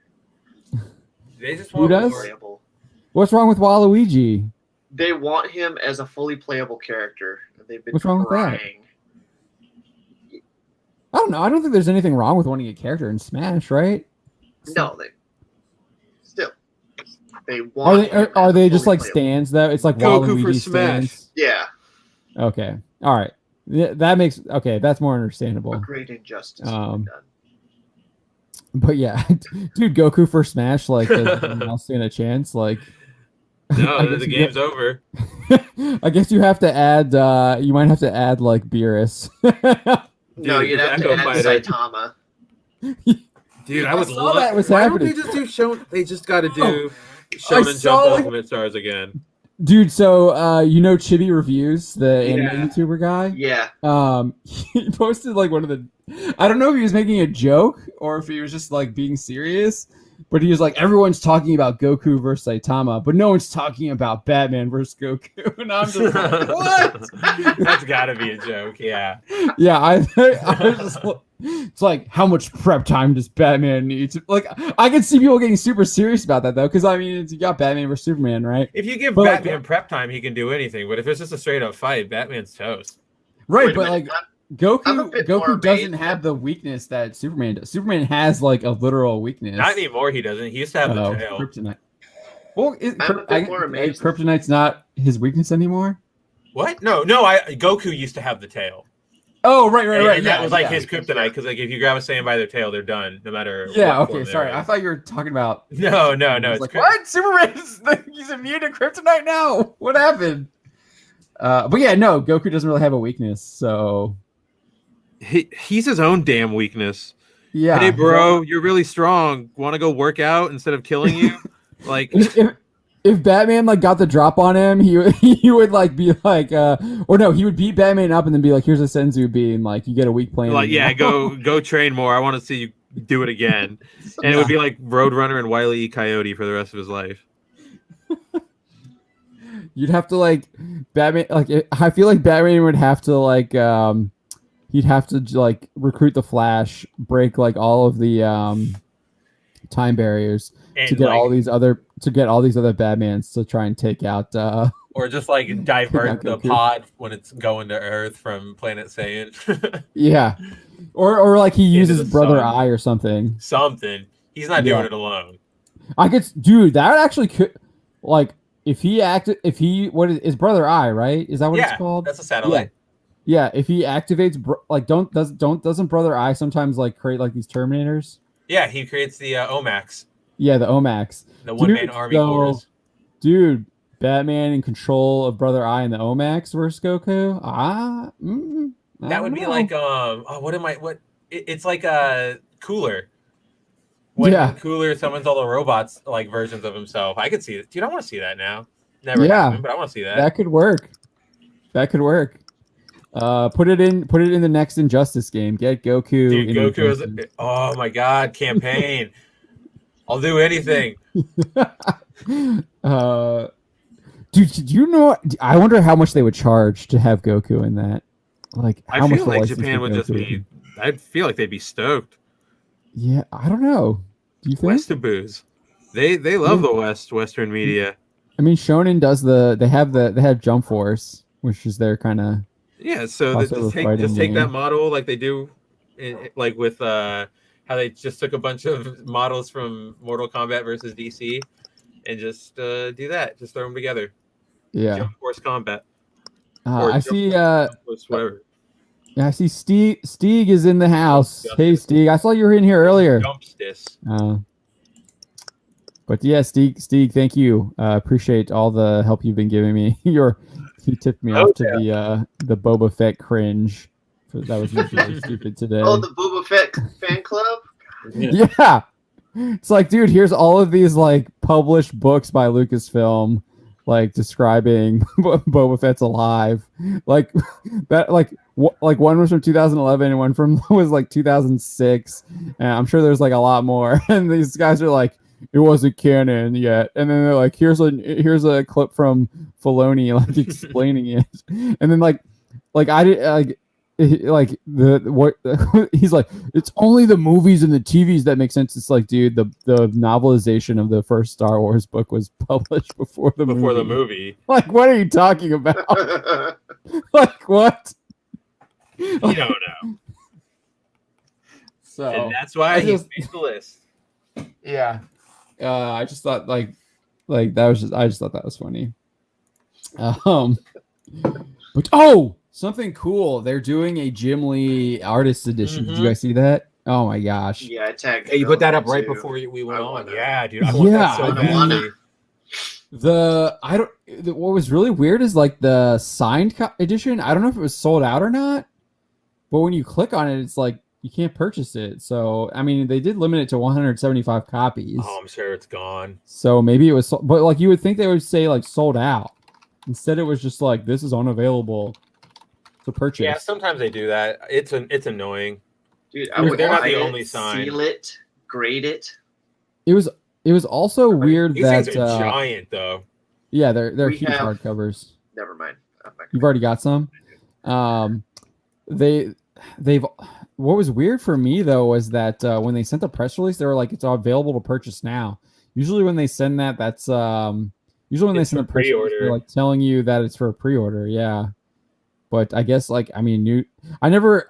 To me, that was always like weird how the comic industry does stuff, and I get why they did it because of the comic shops and stuff. but I was like the way that the way that who was it that he kind of stopped contacting us. I forget who he was. He worked with Yen Press, and then he what is his name? I know who you're talking about. No, it was Yen Press. It was Yen Press. Yeah, he was at Viz, and then he went to Yen Press, and then started giving us stuff for Yen Press, and they would be giving us stuff like buy now, like this is it's out, purchase now, and I was like, oh, that makes more sense instead of like, hey, we have this product that's coming out like 3 months from now. Hope you remember. It's like, okay, like. Hope you remember. I was like, this is kind of a weird marketing strategy. Yeah, like, seriously. You need to like be telling me this stuff like when it's on sale. Yeah, so, like people can or like maybe like 2 days before it's on sale or whatever. Yeah. But yeah. So I thought that was always odd. Yeah, I thought the Yen Press stuff made more sense because it was like it's on sale now. But then I was I would like get the stuff and I was like they tweeted about this like a month ago. I know, like oh great. Everybody who wanted to know about it knows about it. Yeah. Stieg is saying episode 2, going back to Star Wars here. Episode 2 starts with a reference to a book published before episode 2. The mission Anakin and Kenobi just returned from, written by Alan Dean Foster, actually. I didn't know that. Pay the man. I didn't know that. That's actually really cool information there. But Stieg, it's only the movies and the TV shows. Oh my gosh. Nothing else matters. Yeah, I mean, it's just utterly absurd. I mean, it's clear that obviously Lucas had a plan for the prequels since the early '80s when because he literally gave a speech on Anakin's fall. But and it's also clear that he did look at what was going on in the books and in the novels, and he would be like, okay, I really like this character, let's use them, but how can we fit them in? And he would do that too. I think he did some of that with the prequels as well. So, yeah, Roof Green is asking, is that the one that goes into Sifo Dyas's backstory? So, I don't know if Steve's still here with us, but Raquel is saying she would do a show. What show is she talking about? Were we talking about a show? They're talking about The Floor is Lava, that weird show that's on Netflix. That show was weird. I never saw that. It tests your reflexes. Kind of. Oh, is it like that? Do you remember that meme where like the guys were like up on the up, staying off of the floor? I don't even know what that was about anymore. It's a meme. It's like it's like the stupid American Gladiator. I didn't realize that. So I was watching that Gina Carano interview. I didn't realize that. Yeah, she was on the remake. I didn't realize she was on American Gladiator. Yeah, I didn't realize that. Remake. Yeah, it was pretty awesome. That was the one with Muhammad Ali's daughter, right? Yeah, it wasn't as good as the original. No, it was not. Best. Dude, the original had like Laser and who else? Like those guys. I love that. I love watching the original stuff. They used to air it on ESPN Classic, I think. Yeah. I would watch that on ESPN. I'm watching it. Like I even back then, I was watching ESPN Classic and Boomerang because I would watch the old Hanna-Barbera stuff on Boomerang. I was watching the old school stuff. Because I know people I didn't like Johnny Bravo. I know people like Johnny Bravo. I just I don't know. And I hated Dexter's Laboratory. I liked all those. Yeah. That was my jam. Yeah, I just was like, this art sucks. Can we go back to Hanna-Barbera stuff? So yeah, Stieg is saying, I found an interview from '83 where Lucas talks about the prequel stuff. A lot of prequel stuff is even mentioned in the old Marvel comics when they used to. Yeah, I think the interview you're talking about, we've covered that quite a bit. That's the Revenge of the Sith story conference where they're talking about Return of the Jedi, but he talks about Anakin's fall. Or it's Revenge of the Jedi, I think. Yeah. Is one conference. But they eventually call it Return of the Jedi instead of Revenge of the Jedi. I don't think that book went into Sifo Dyas, but it introduced Luminara and Barriss. They did the mission with Kenobi and Anakin, which is why they are there with them at the start. Roof Crane is saying Running Man is greater than American Gladiator. Wow. Yeah, I really like the old '80s Running Man. I do like that. It's kind of fun. Hola, Latino slants. Apparently, people are saying that the actual ending in the novel is something that Hollywood will probably never adapt, given what happened in September in 2011. The attacks. I've never read the novel. So I've never heard of this event. I've never been a Stephen King reader. So many things had to change. Yes, the Latino Slant is here in the chat. Yeah, Running Man is getting a remake. Yeah, we covered that last week. Some comedy guy's doing it, I think.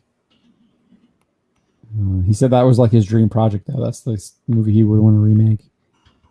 I think he does comedy for the most part. I can't remember. A lot of people who do comedy are doing remakes nowadays. Yeah. All right, it is 1:15 midnight. I think it's time to what is the? I kind of want to. I ruined it now because I can't think of it. You want to fade out?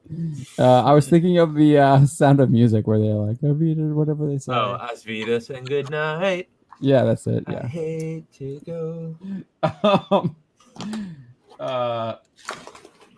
Yeah, Alexander is saying I should read the Dark Tower books. Dude, I don't even have time to read my books I got on my shelf behind me. But all right, so let's go around the horn here. We'll start with you, Don. Oh, Do you have it? Do you have a red card yet? The what? Do you have a yellow card, red card? No. No, I want to make like a little. I want to make like a little symbol so whenever we go over a story where somebody's virtue signaling, we just hold up the little. Here's your virtue signal. You gotta get a little light.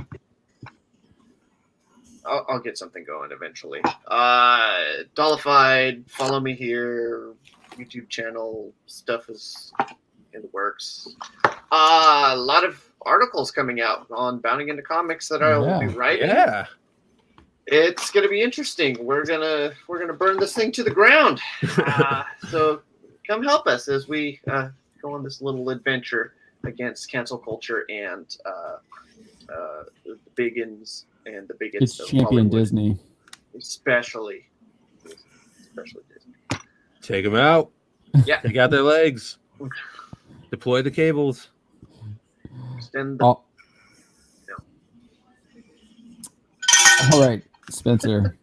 Yeah, as always, guys, it's been a great Wednesday. I love seeing everybody in the chat, as always, both our loyal fans and newcomers. If you've tuned in for Ryan, thanks for tuning in. If you stayed around after Ryan left, thanks for hanging out, and we hope to see you again. You can catch me on Twitter at Kabuto Writer Mav. As I mentioned a little bit earlier, I'm working on my Neo 2 review, so hopefully I can get that out in a few days. Still working on the video for the anime list. We're hoping to kind of beef up production here in the new year. And aside from that, you can catch me daily on Bounding into Comics and follow Don, follow Drew, and follow John at Bounding Comics, because that's the account he checks.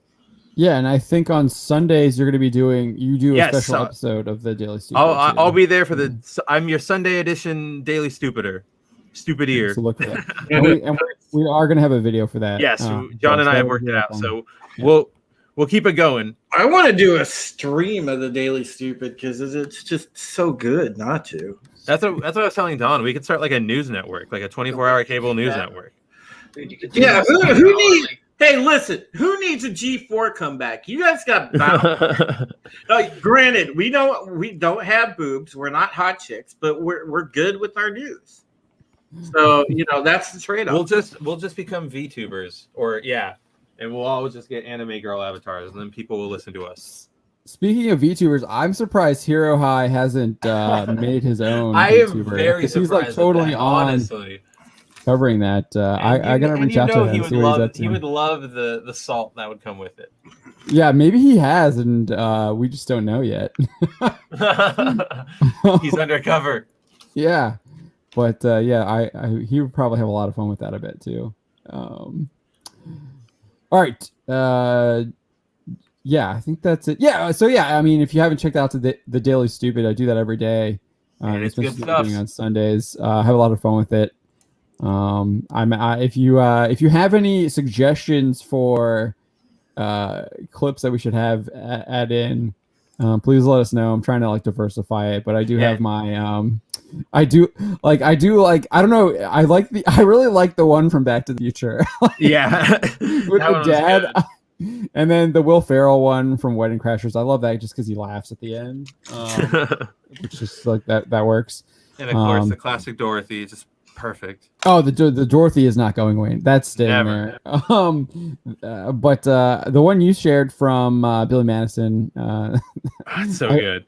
I can mine that. There's like so many different ways that you can mine that. I know it's so great.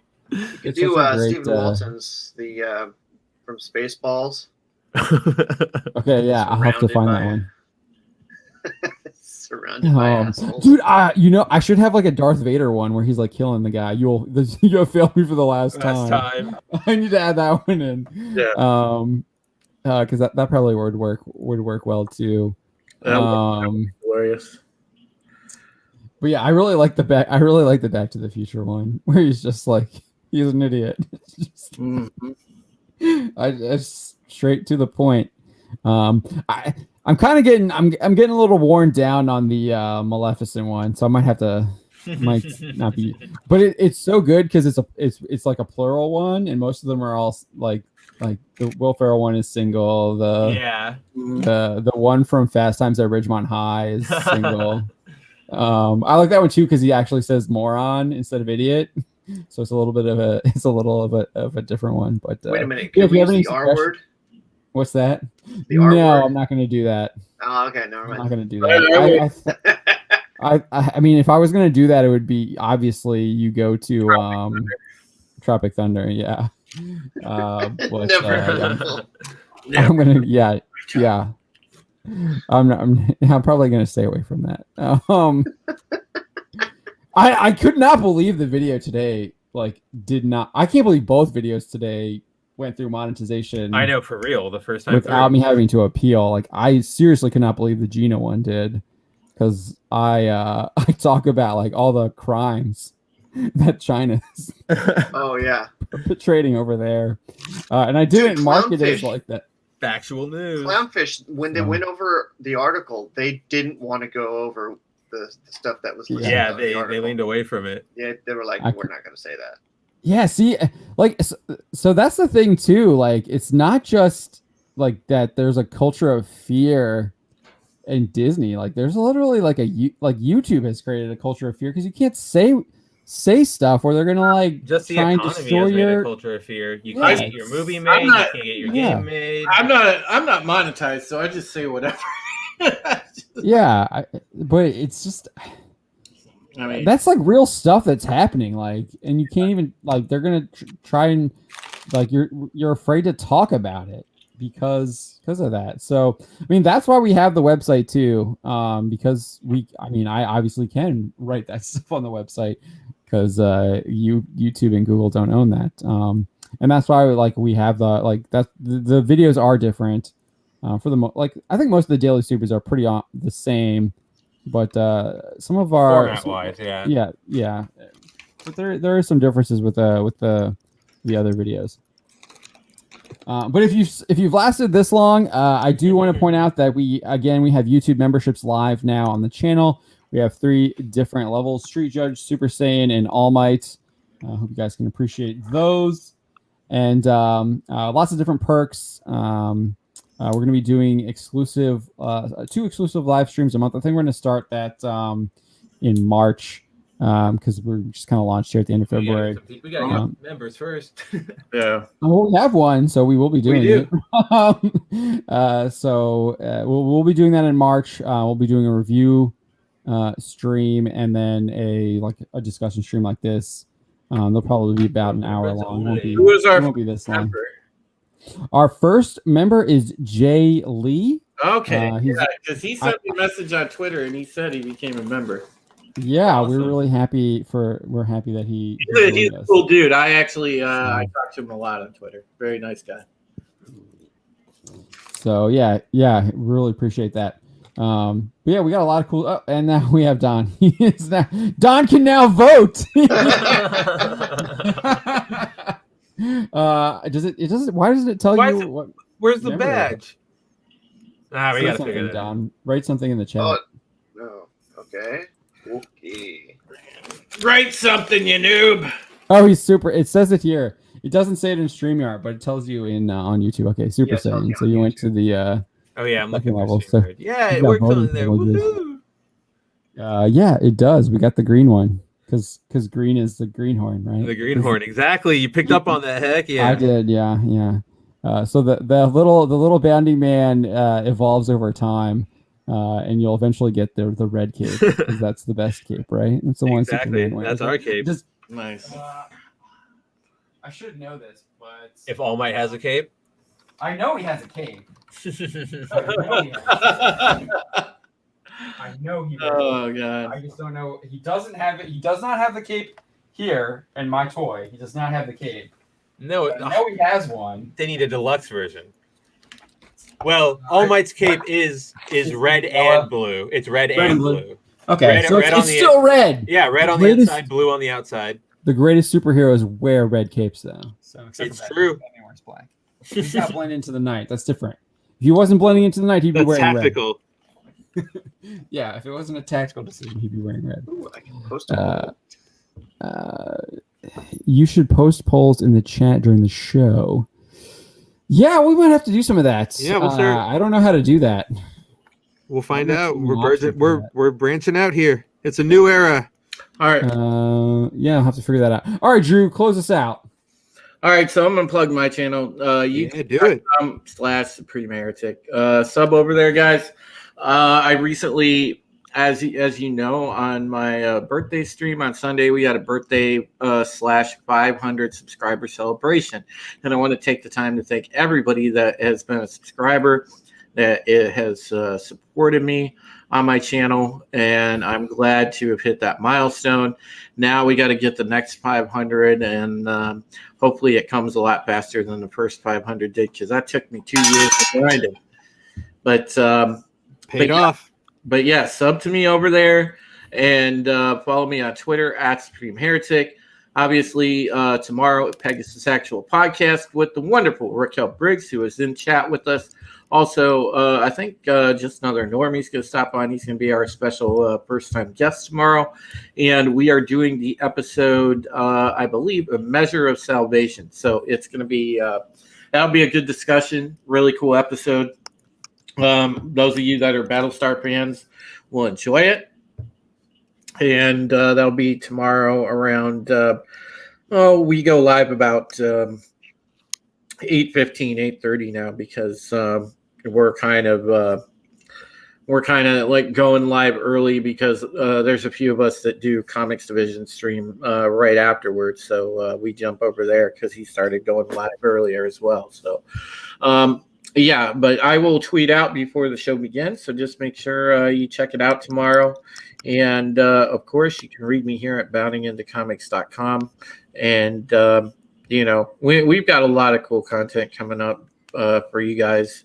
John's got some great ideas. He really does. And I'm excited because our channel is really going to, branch out and get multi. Yeah, we just hit 8,000 subs today, so thank Yeah. you all for that. Yeah. I appreciate that.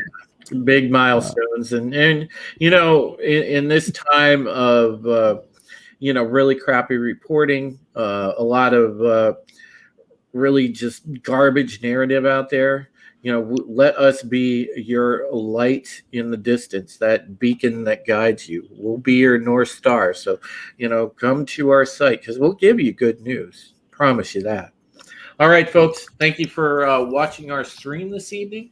We will see you next week for Bounding Live, and also for the videos that are on our channel, the Daily Stupids and all that good stuff. Make sure you check out Spencer's stuff coming up with the Daily Stupider. And well, we will see I you. like that. Yeah, so Alexander Vidakovich is asking you to get channel abandonment. Yes, if you become a member, they open up the emoticons. We've got cool, sad, angry, and fine. Don shared them in that order. The cool is Palpatine with the sunglasses on. Oh, okay. The sad is Judge Dredd from the Dredd movie. I love that one actually. The angry is Vegeta going crazy from Dragon Ball, and the fine is All Might. Grimacing. It's all Yeah, fine. like, it's fine. So I thought the it top matches one up was kind of red with for our. some reason. It matches up with what our Our levels are. membership levels are. So No Padawan here. That's overplayed. no Padawan. Yes. Yeah, Yes. we thought about it, and we're like, no, that's too easy. We were like, nah. But yeah, so yeah, why are they so small? It's kind of because YouTube hates us.